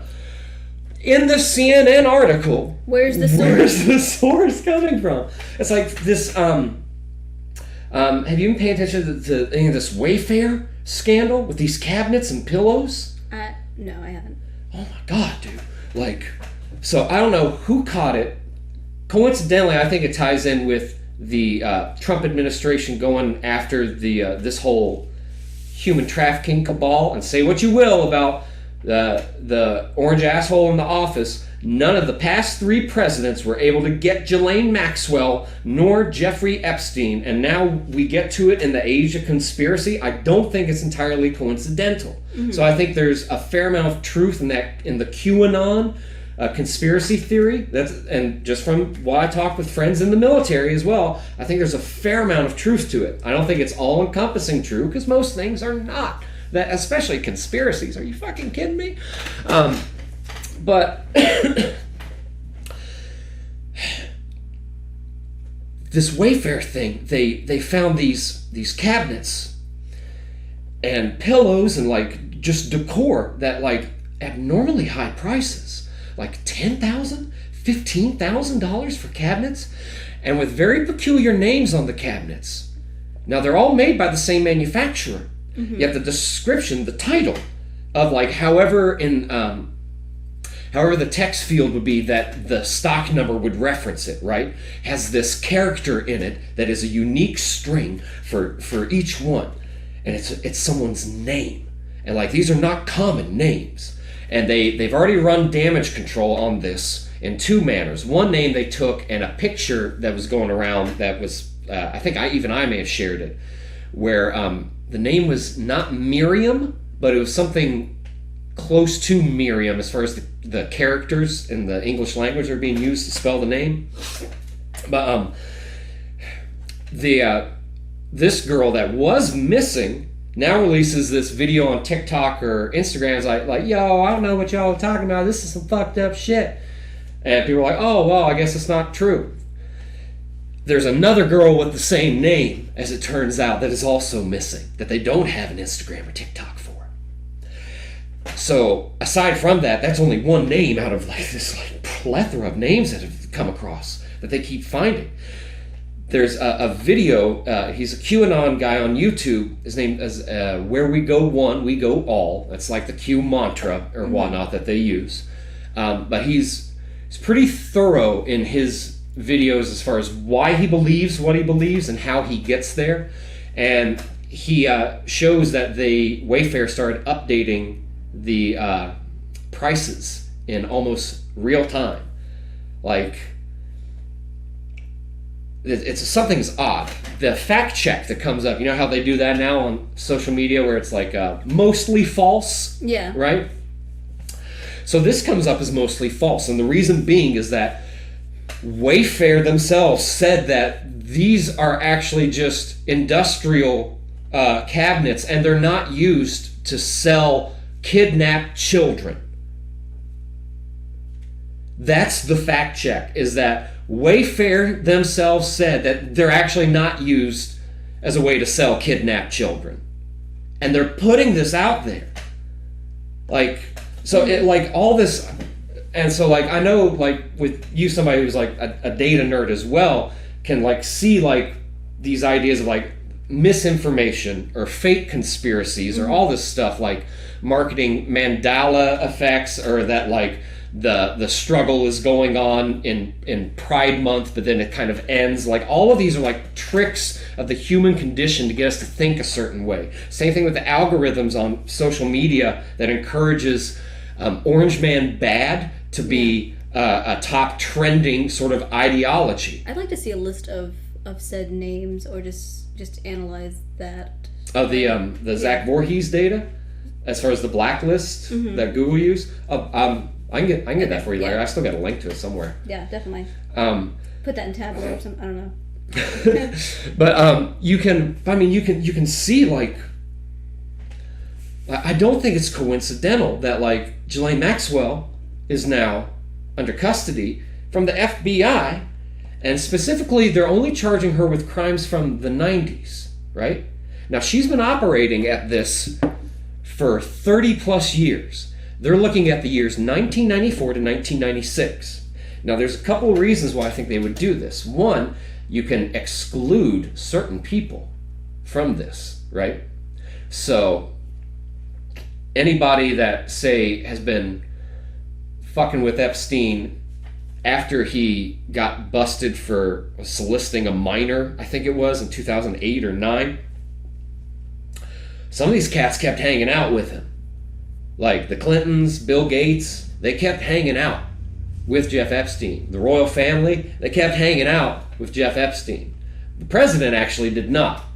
Not to say that he wasn't fucking with him in the 90s. He was fucking with him in the 90s. I don't know to what degree, but there's not a flight log of him going to the island. There's only a rumor of him going to the island one time, and I guess kind of saw what kind of orgy Jeff Epstein was into, and then subsequently never went back. But, like, they're crime bosses, right? Yeah. Like, one of them just happens to be in, like, real estate theft and, like, tax, like, shadiness, as far as I can tell. Mm-hmm. And the other side is, like, this fucking stupid but satanic pedophile cult that, like, essentially will, like, harvest organs and traffic humans, and they've got this corporate world, like, sort of tied in with them. And I think that Ghislaine Maxwell gave a tip of what's going on with Wayfair. Do you know Wayfair as well? They were not only selling, Ellen DeGeneres had some custom pillows on there that were very expensive, like $10,000 for one pillow. That's from Ellen DeGeneres collection. The guy that is the CEO of Wayfair, Nareez Shah, I think his name is. I'm dumb white dude, so I apologies if I mispronounce it. But he runs a charity, kids charity, mind you, for family, and yet also is CEO of Wayfair, and yet also Wayfair in June of 2019, their workers went on strike because they found out that the CEO made a deal for $200,000 worth of furniture to be used in detention camps on the southern border. Now, where is the most publicly known problem in America of human trafficking going on? It's in the migrant camps and at the southern border. So I don't think all this stuff is coincidental. Mm-hmm. That, like, somebody just stumbled across this, like, because it ate up, like, most of my, like, news feed on Instagram. Like, yesterday was, like, most of the Wayfair stuff. I didn't check Facebook too much. Most of what I see on Facebook is, like, the Orange Man bad stuff, and that's very common. That's just, it just gets old after a while, where it's like, bro, like, I've been watching y'all attack the character of a fucking crime boss for like 3 years. If you don't yet get that the reason people vote for him is because he is an antithesis to whatever the fuck shady pedo shit is going on elsewhere. He does not seem, nor whatever cronies he runs with, seem to be involved with the pedo satanic body harvesting organ part of it.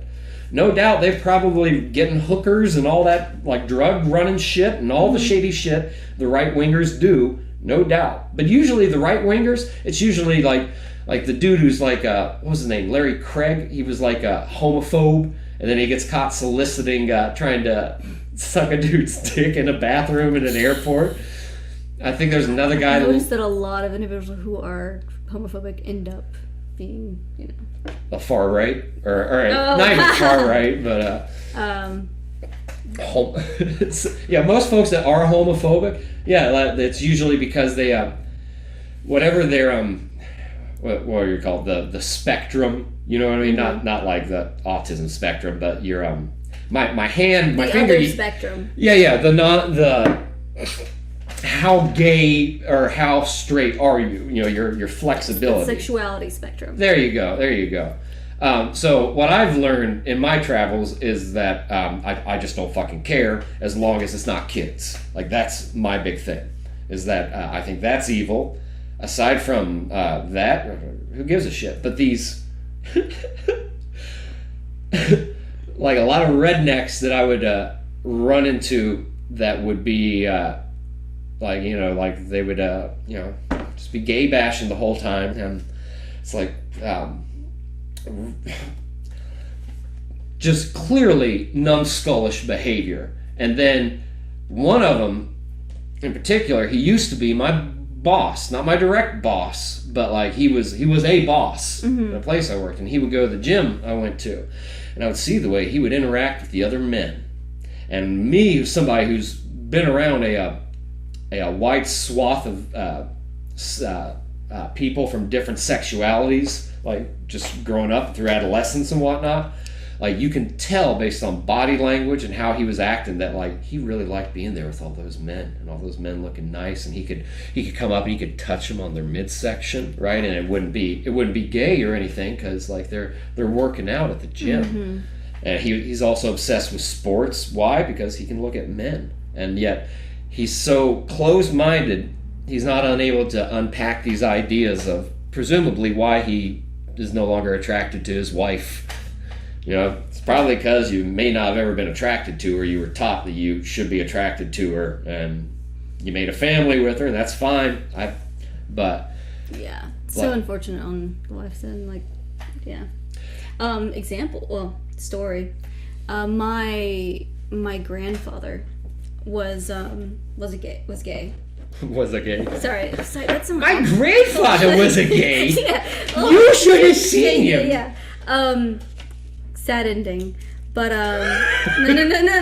Hold on, let me get to. Don't laugh at. I'm sorry. Okay. So he was raised, and it was a very homophobic time. This is your my grandfather, your mom's dad, or yeah. And he got my grandmother pregnant, and they got married first, and and he got her pregnant, and they eventually divorced, and he would try to have my mom on the weekends and such, and which was cool and all, but then where was I going with this story?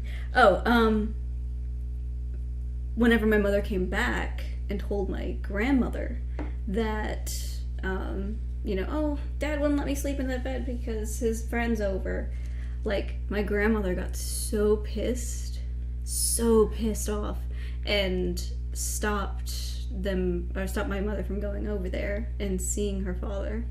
Now, did she know that her ex-husband? I think she, was. Yeah. And, once she heard that from my mother, well, yeah, but I mean, yeah. But she knew, but that just made it official. Mm-hmm.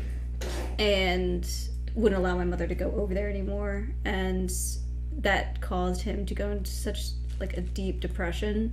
No doubt. Yeah, yeah.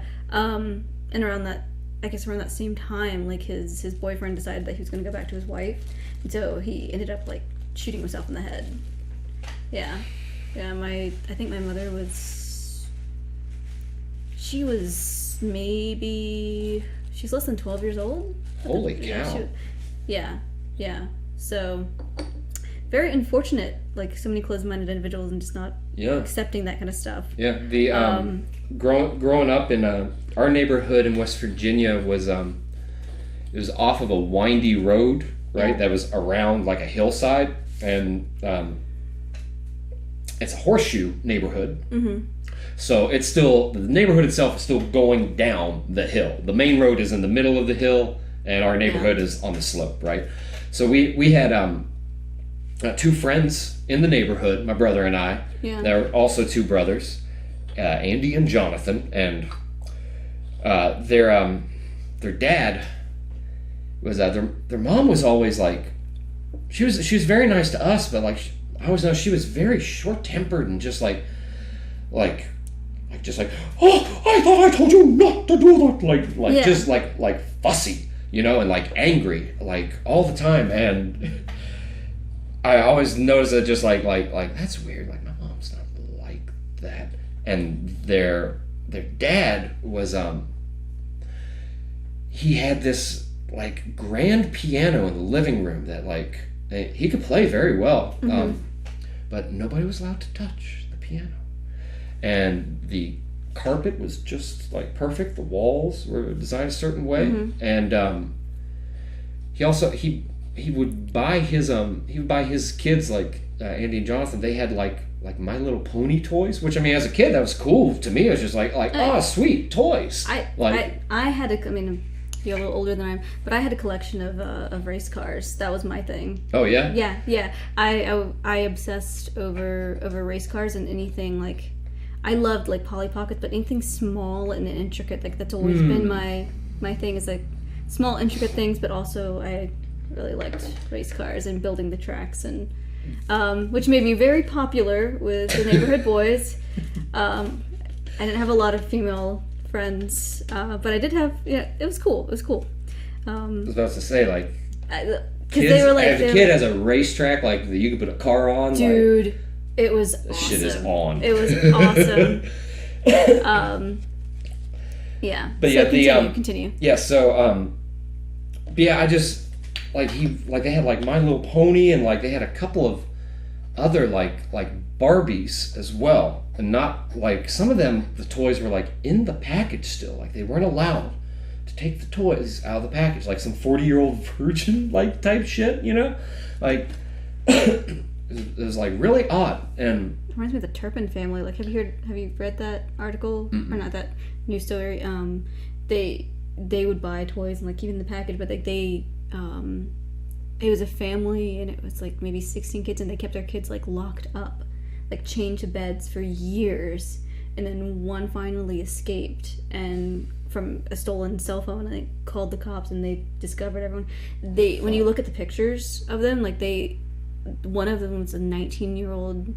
I think the oldest one was like 27, and she is smaller than I am, and they thought that she was like still like a teenager because of how like malnutrition they were. But like, yeah, they couldn't wash above their wrist because that would be wasting water.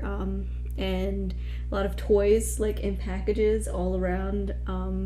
And that they can't play with. And like they would, like the parents, because I was reading like through the court documents, that, or well, some of the videos too, but they would have food right in front of the kids and eat it, and it was just and they're not giving the kids anything. Like, I don't understand like how evil you have to be to like do some shit like that to your own kids. Yeah, I mean, yeah, if it's the neighbor's kids, I'll fuck them up.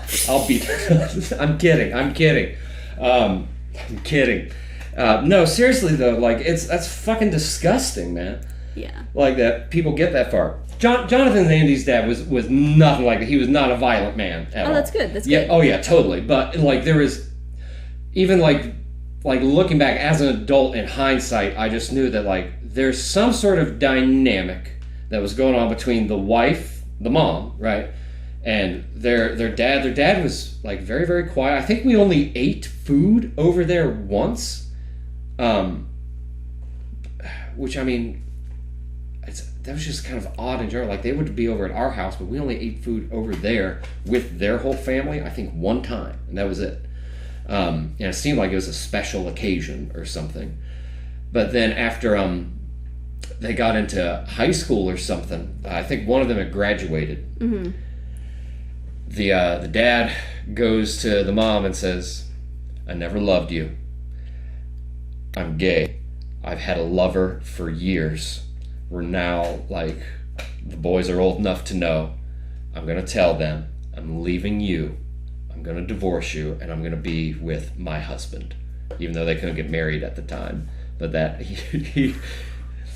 and so in hindsight, it kind of made sense of, like why the mom was, like, so exacerbated, like, all the time, and fussy, and, like, all that. Yeah. She didn't have any vitamin D. Yeah. But it was there was one kid on the block. We were not allowed to go to his house. I don't know why. He was allowed to come over, but he wasn't allowed to come in. I remember my dad saying, like you don't let that boy in my house. Like, y'all play outside. Like, all right. I had that happen to me, except it was because I was half Mexican. Yikes. Yeah. They wouldn't let you in the house because you were half Mexican? Mm-hmm. What the fuck? Yeah. They wouldn't even let you halfway in the house? You know, I tried. Can I just put one foot in?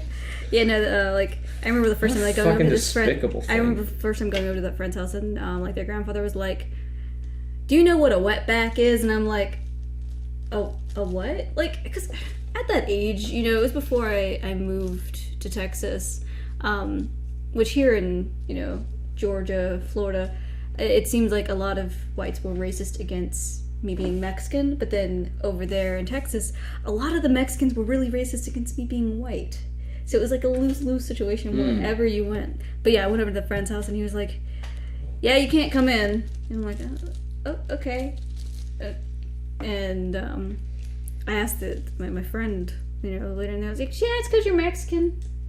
What the fuck? Yeah, it's... But continue. Weird kid.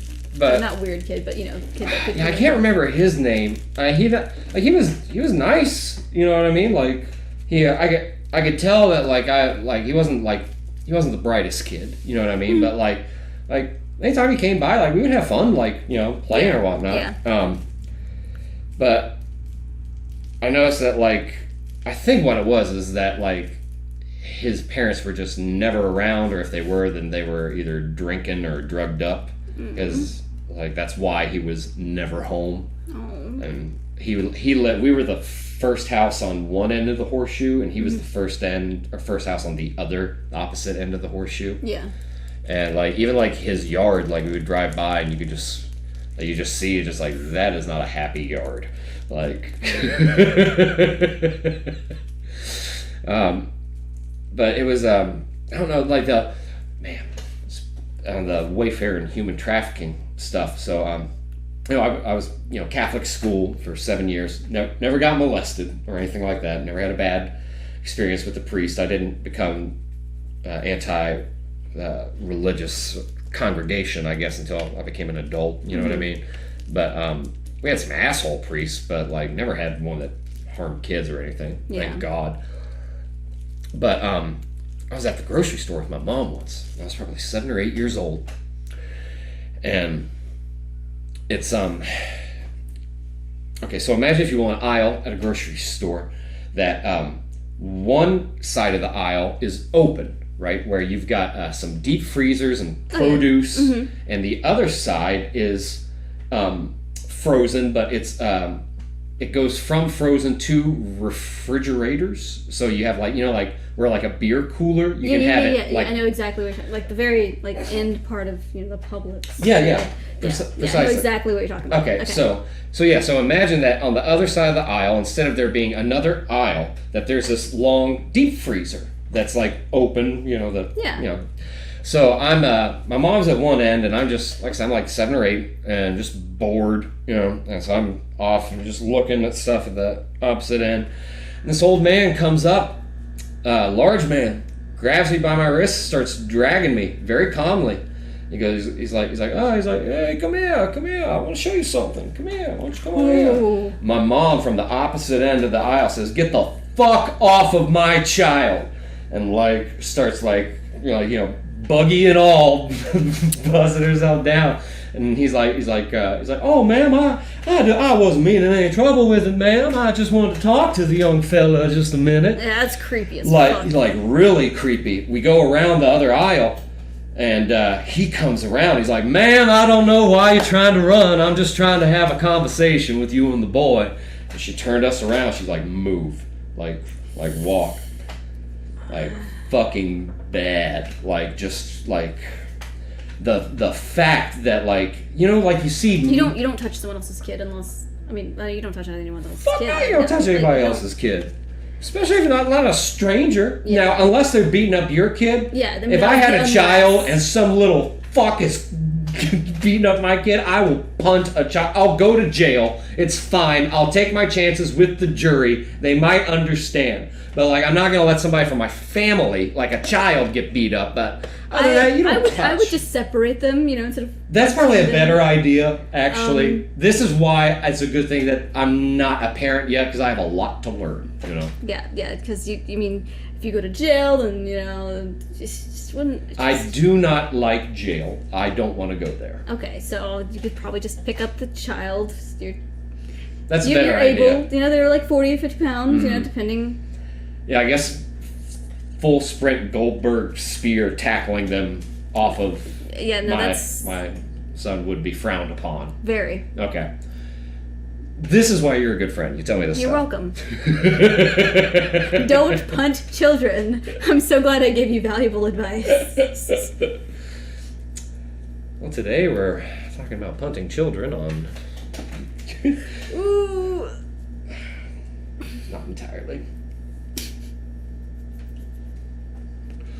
It was like I'd read you remember Golden books?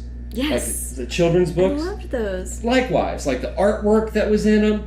I collect, I'm not a parent, but I collect, like, the gold books, and I collect, like, children's books for the one day I will ever have a child so I can read to them. Yeah, I'm glad you're going to do that instead of sacrificing it to Moloch, because that's a bad well, thing. The first child is going. So, I'm talking about the second one. I already promised the first one.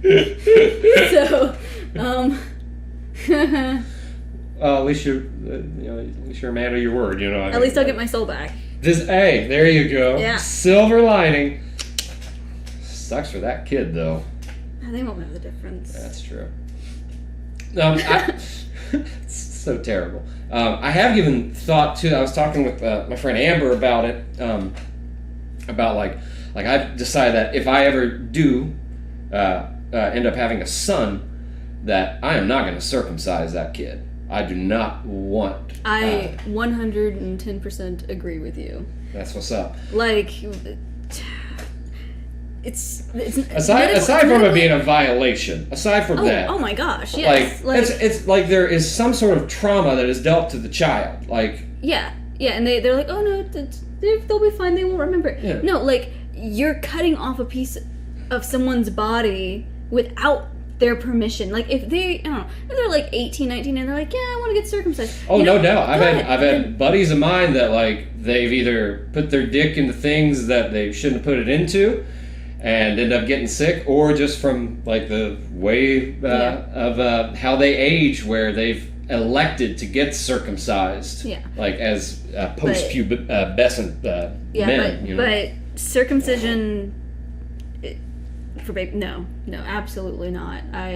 That's awful. Yeah, well, and like some, like, depending on I guess how fundamental their circumcision is, but I mean, some brisses they'll cut and then they'll suck the baby's blood. I've seen that. Like, that's fucking pedophilic, and like, so not only is it bad as far as like you're violating them, but then like the priest is like putting their lips on your baby's penis. Like, yeah. It's just. And then sucking out adrenalized blood is fucking adrenochrome, man. Like, that's fucking awful. So, I mean, all of that taking into consideration, I've decided that if I ever have sons, that I'm leaving their little miserable cocks intact, and they can decide what to do with them as they see fit. Mm-hmm. Yeah. So, and plus a lot of there's a lot of myths out there, like, oh, it's cleaner. it's not cleaner. You know, it's not. There's no. I don't know. There's no benefits to it. You know. So there's that. All that to say. The do you know that the guy who invented cornflakes, why he invented cornflakes? Oh my gosh, tell me. Seriously. He did it so dudes would stop jacking off.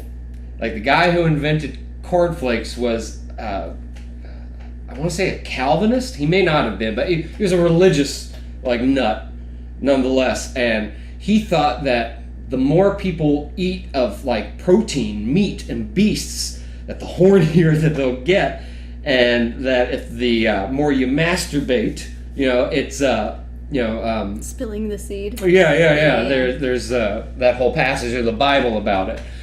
So he came up with cornflakes as a deterrent to fill your tummies and keep your dick out of your hands at the same time. He also promoted circumcision in the West for similar reasons. That it would keep men from jacking off. God, that failed. Let me tell you, sister, you have no idea. But no, like I had never known that, ever. My friend Duke, that we were talking about earlier, that he had commented on some post I had, and he was like, you know, the guy that invented cornflakes did it so people wouldn't masturbate, right? No way, I'm gonna like, Google that sounds, because it sounds so stupid. Yeah, like, it's like breakfast is the most important meal of the day. Like, that is. That's why, though. I bet you he was on that board. Oh my gosh! Yeah, and he's like, we have to tell everyone. Yes, the first thing in the morning you have to eat breakfast so you don't masturbate. Now make sure it's lots of pancakes and potatoes. No sausage, though. No sausage. No meat.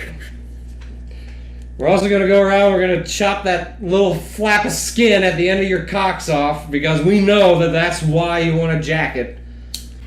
You know, like, the nerve endings are, cause, like, it's the difference between, like, the palm of your hand, the nerve endings, and then the top of your hand. Like, if you touch the, like, that would be the difference between, yeah, that was reading. See? Yeah. I've been robbed. Yes. See, I didn't even have a say-so in it. Like, it happened to me before, You could legally consent. Yeah. I mean, what's sad is that, like, there's not much to begin with, and they took some from it. Fucking bastards.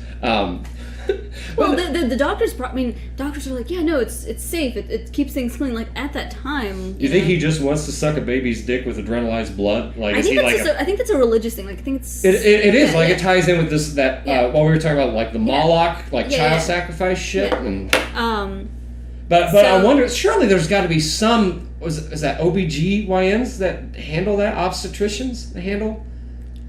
I mean, again, no scientician here. But I would imagine that there would have to be, like, at least one in the country in that profession that is also of that, like, old school religion. You know what I mean? Yeah. It's fucked up, though. It is. I mean, if I ever, like my cat Bonkers is he's a rescue. Mm-hmm. But if I ever had, like, an animal that was, like, I don't know, wild. Not wild, because I mean it's domesticated, but you know what I mean, not from the pound. Yeah. I don't think I would, like, get stray. it. Yeah, there you go, straight. Or even, like, I don't think cats have pedigrees. I'm sure they do. Like, once you get into, like, Siamese cats or, like. I mean, there's Persian, Siamese, American Shorthairs. I didn't know you were a cat Maine expert. Coons. Those are nice cats. Yeah, I like animals, so. Well, I've got, I can usually only do, like, the short-haired cats. Mm-hmm.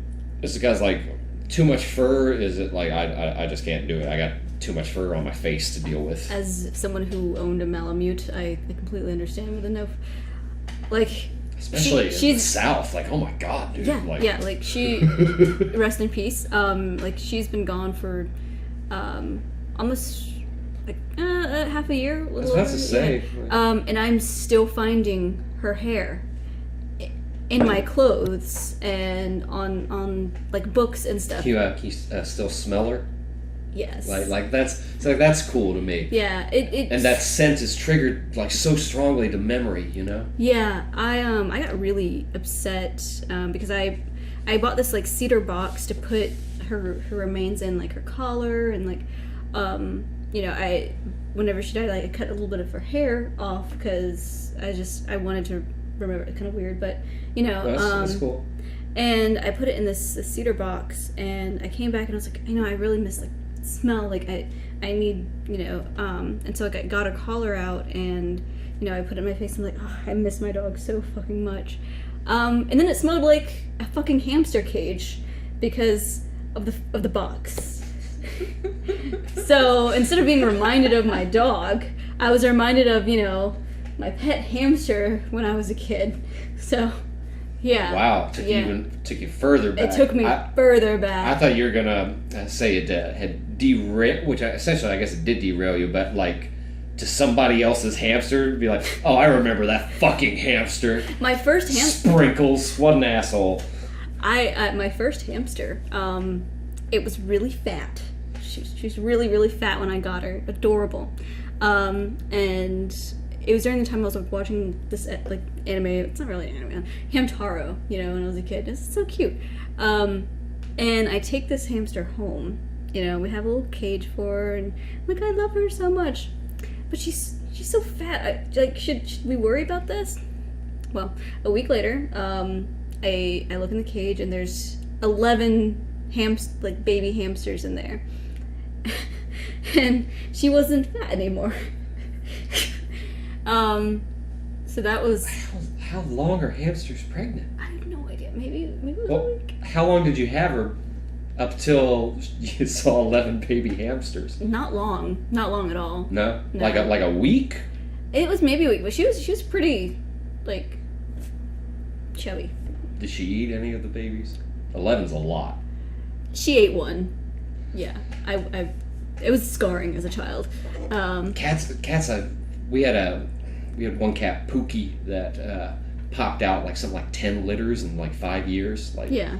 A lot of cats came out of that cat, but sometimes she would eat a cat. Yeah, my mother. So my grandmother raised dogs for show at one point and had about, I think at most she had like 65 dogs. Yep. Holy cow. Small dogs, like they're Pomeranian, so it's kind of like a mix between a... Oh my god, can you imagine how yippy that fucking house would be? Yeah, she had a kennel. But yeah, it was insane, and my mother had to take care of them. That makes sense. Why would you keep 65 dogs at your house? Well, because you'd make money from selling them, and she had a lot of the top breeders in the state, and going around and just make a lot of money. But there is one of the females who just had pups, and my mother was like, yeah, I'd always be the one to take care of them, while my grandmother was off doing other stuff. I think the only reason she kept my mother's free labor. But she told me the story that there's this dog that always had puppies, and there's one that would, like, one puppy out of one litter that was like, it kept yipping non-stop. And one day my mother went in there and she didn't hear any yipping, and the mother dog had bit its head off. Yeah. So I'm glad I didn't have to deal with that. Holy shit. Yeah. But I think, the mother dog did it because it was sick, Like... That, I mean... I think that is one way I would try to make myself feel better about it. Definitely. Be like, there had to be something wrong. Yeah, there had to be something wrong. I don't know if animals, just do it because, but I feel like a lot of them do it because there's some kind of reason. Some do, but I mean, most of what I could think of would be like sea life. It wouldn't be was it mammalia, the mammal kingdom? You know what I mean? Yeah. I think it's a certain type of shark. I don't think it's all sharks, but a certain type of shark, it will have numerous eggs fertilized that will grow, an offspring. Each other. Yeah. Yeah. Yeah. That's brutal. Like, it's kind of like, it's not cannibalizing, but like sea turtles. Like, they'll birth like 1,000 eggs. And then like 2 or 3 will survive, like, out of it and, like, make their way to sea. Is it really 2 or 3? I mean, is that... I don't know. Didn't you used to do wildlife work for the wildlife department? Yes. How was that? I wasn't in that section. Well, I wouldn't think you would be, but there's a lot of regulations regarding sea turtles, and the lights near the beach need to be dim during certain times, and I think there's more of a percentage than like 2 that I would imagine so. I was just kind of being hyperbolic, okay. But yeah, we ran into one. My friend Justin and I think my friends Eric and Rodney were with me as well. But we were at Jekyll Island, where they've got this protected dunes, right? Mm-hmm. And we drove out there on a whim at like 3-4 o'clock in the morning. And we see this giant mound on the beach, and we had come from further back. There was 2 people wrapped up in a blanket, presumably doing more than cuddling. And so we were like, what the hell is this? And all of a sudden, this head sticks out, and these 4 giant fins come out, and it's a turtle that was I guess trying to make its way up on the beach, and we were causing a racket, so it just went into hiding mode and shut down. And then we saw it was a turtle, and it's as big as this table, gigantic, that's insane turtle. And so then, of course, we're like, oh my god, make even more of a racket. Yeah. So it tucks itself back in, and then flips itself 180 quickly, and then just starts slowly yet defiantly going back to the sea and being like, fuck this. Oh man, big animals. Have you ever seen a bullfrog before? Yeah. Oh my gosh. They're like the size of a basketball. Yeah. They're big. Yeah, they're terrifyingly big. What was so I know you did data analyses. Was that what you were in? Yeah. So what was that like? What did you learn as far as I learned a greater. So, one of the big reasons I really love that job is because every license that's sold, it's not just some greedy, this is just the state taking our money. Every bit of funding or license that you buy, that goes towards funding, trying wildlife, restoring habitats, and they do so much good. And a lot of people give them rap because they're like, they're just taking our money, it's just government trying to control us. But if you do research on their websites, they do a lot of really good stuff. That was one thing I learned while working there, was just how beneficial and stuff they are. And just an appreciation, because before I was like, I'm not sure, I just had that same viewpoint of, they're just taking over, but it's for a purpose. Right. It goes somewhere, and it goes somewhere good. And I can tell you that the employees don't really get paid that much. So it goes, building things, and yeah. But the data-wise, oh man, it's been such a long time since I've looked at it. There are a lot of lifetime hunters. What else? Meaning they bought a lifetime license. There's a lot of them that buy a license for their kids. Mm-hmm. And there's over, I think, 150 different license and permits, which is really cool. But what else? As far as permits to interact with the wildlife, or to kill the wildlife? Well, Well, I mean, I'm pro hunt, mind you. I don't want it to seem that like. I mean, I think it's awesome. I totally promote hunting because it's Yeah, we don't want the fucking bears to take over. Well, also it's like I would like on an ethical standpoint, I would rather eat a deer that has been roaming around and it's free and it's happy, than a chicken that's been closed up in its entire life, like.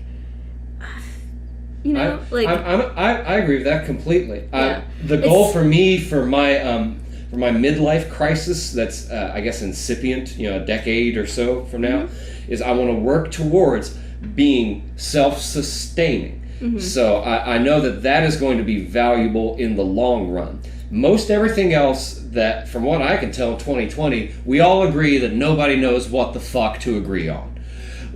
Nobody knows what the fuck is going on. So hey, it sounds like some old world chaos where it's just like, figure it out. Yeah. Figure it out. And with this system, okay, that's fine. But it's temporal, right? It's not going to last. But if I learn more and prepare myself to say like, hey, if I can go hunting once a year with a large enough kill. Deer can feed a family. It's a lot of meat. Yeah, exactly. And also population control and again, you don't want to give them up. As cheesy as it is, and aside from overpopulation of deer, we do have bears in the South. There were I don't know if you knew this, there were black bears last month that were sighted in North Valdosta. Mm-hmm. 2 of them. Would you ever eat a bear? Yes, I would, because it would eat me. Any beast that eats me, I have no remorse of eating it. None whatsoever. I don't think they have any cravings for humans. I mean, they would eat. It does not matter. I am an organic mammal that a bear will definitely fuck up. What am I gonna do against a bear? I mean, die? A grizzly bear would probably fuck you up, but God, black bears are they might eat your cat though. So I mean, that's not garbage cool. And not only that, small dogs. I bond with my cat. I can talk with my cat and he talks back. Yeah. Yeah, people don't understand that. Where I'm like, oh, my cat talks to me. They're like, oh god, ooh, it's one of these crazy cat dudes now. Yeah. Crazy cat dudes have multiple cats. I've learned that. Same thing with crazy cat lady. She's got multiple cats. You know what I mean? Right now, I can handle one life form other than myself and be responsible for it. I'm cool with that responsibility right now. I have 3 animals. Oh my god, dude, I couldn't do it. I could not do it. I love them. But I would have no qualms with eating a bear, a lion, a tiger, a shark, none of that. I did. Speaking of turtles, I will admit that I have eaten sea turtle before. How was it? It was like roast beef, honestly, almost indistinguishable from roast beef. Yet you could tell it was not roast beef at the same time. So alligator tastes like very greasy chicken to me. Mm-hmm. To me, if you want to really taste gator, you grill it, because you fry it you just know you're tasting. I tasted it in New Orleans. It was just it was fried, and it was just it was just chewy and greasy, and I'm like, this is awful. Same with duck. Duck is really greasy too. Oh, I love gator. Duck I've had a couple of times, not much though. Yeah. It's pretty. I mean, it's a different kind of dark meat. Mm-hmm. You know what I mean? But no, I'll fuck some gator up. I like some gator. But grilled gator, you can tell that, weird as it sounds, you can tell this animal is aquatic in some sense. Mm-hmm. It's not quite seafood taste, but it's got a taste in there that's like this is fish, but it's not fish. Yeah. It's a reptile, which is weird to think about. I would highly promote eating invasive species. By the way, if you're talking about sea turtles and such, there's iguanas in South Florida that have become a really big issue, and a lot of people complain about them. That's one thing I learned. Would you eat an iguana? Oh, absolutely. Have you eaten iguana? No, I have not. I wouldn't mind. The next But I time also we would hang love out, to eat- if you find, and it's legal, of course, Oh, no. I mean... to eat an it's iguana. Like wild hog, We'll, you don't need... We'll fuck up an iguana. I'm fine with that. All right, cool. Yeah. We'll go to South Florida, Miami, and pick one off on the trees. It'll be like orange picking, but iguana picking. Oh, nice. Yeah. Free range. Free range iguanas. Iguana on a stick. Just eat it raw like a beast. Oh my god. Oh god. And lionfish. Lionfish are also an invasive species that... Really? Yes. I didn't know that. They're awful. I guess maybe if it's the fish I'm thinking about, like they're very pretty fish. Oh yeah, they're beautiful. So maybe that's why, like... But they mess up... Yeah, they've messed up the ecosystem. They're not supposed to be here.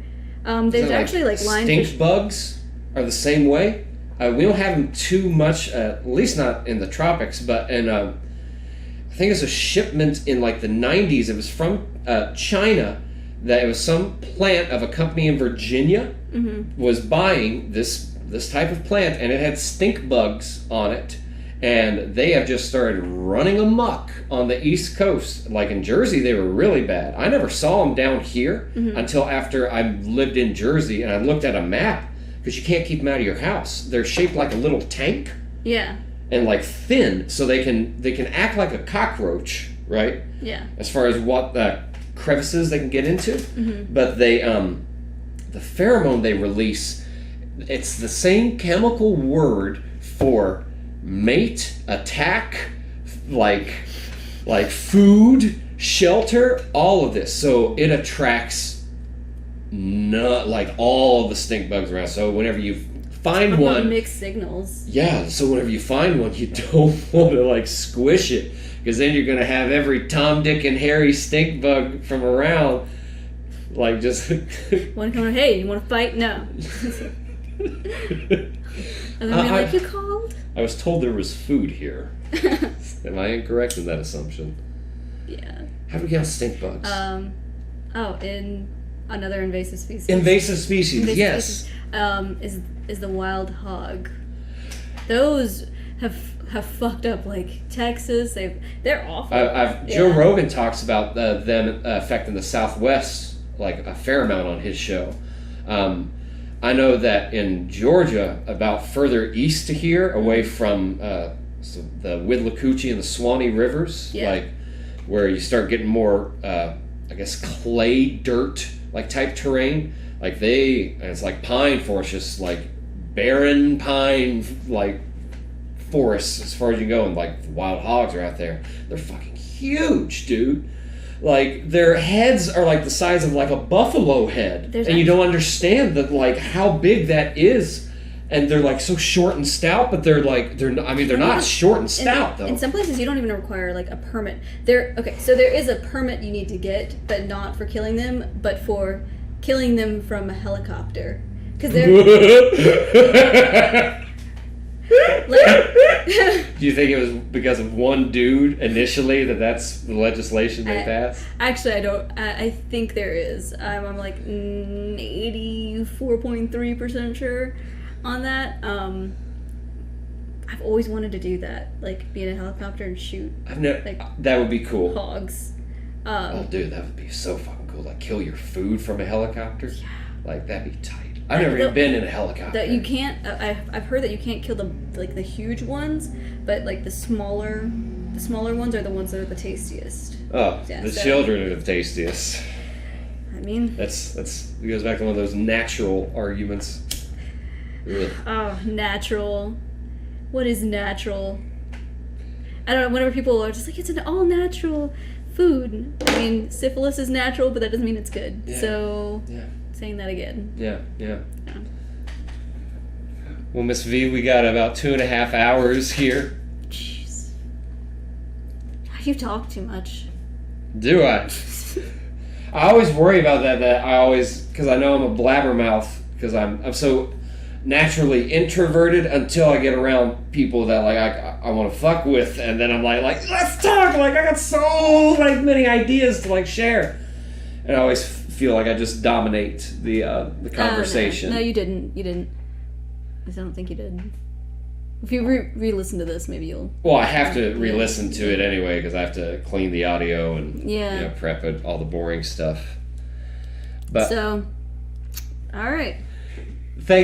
Legitimately, thank you so much. I am like I said earlier, I am thrilled to have you in my life. I think you're a fantastic individual. And I'm really happy that I just got to see you today. And thank you again for being on the podcast. Yes, you're okay. I'm okay. I'll take it. I will take it. Thank you very much. Bye, y'all.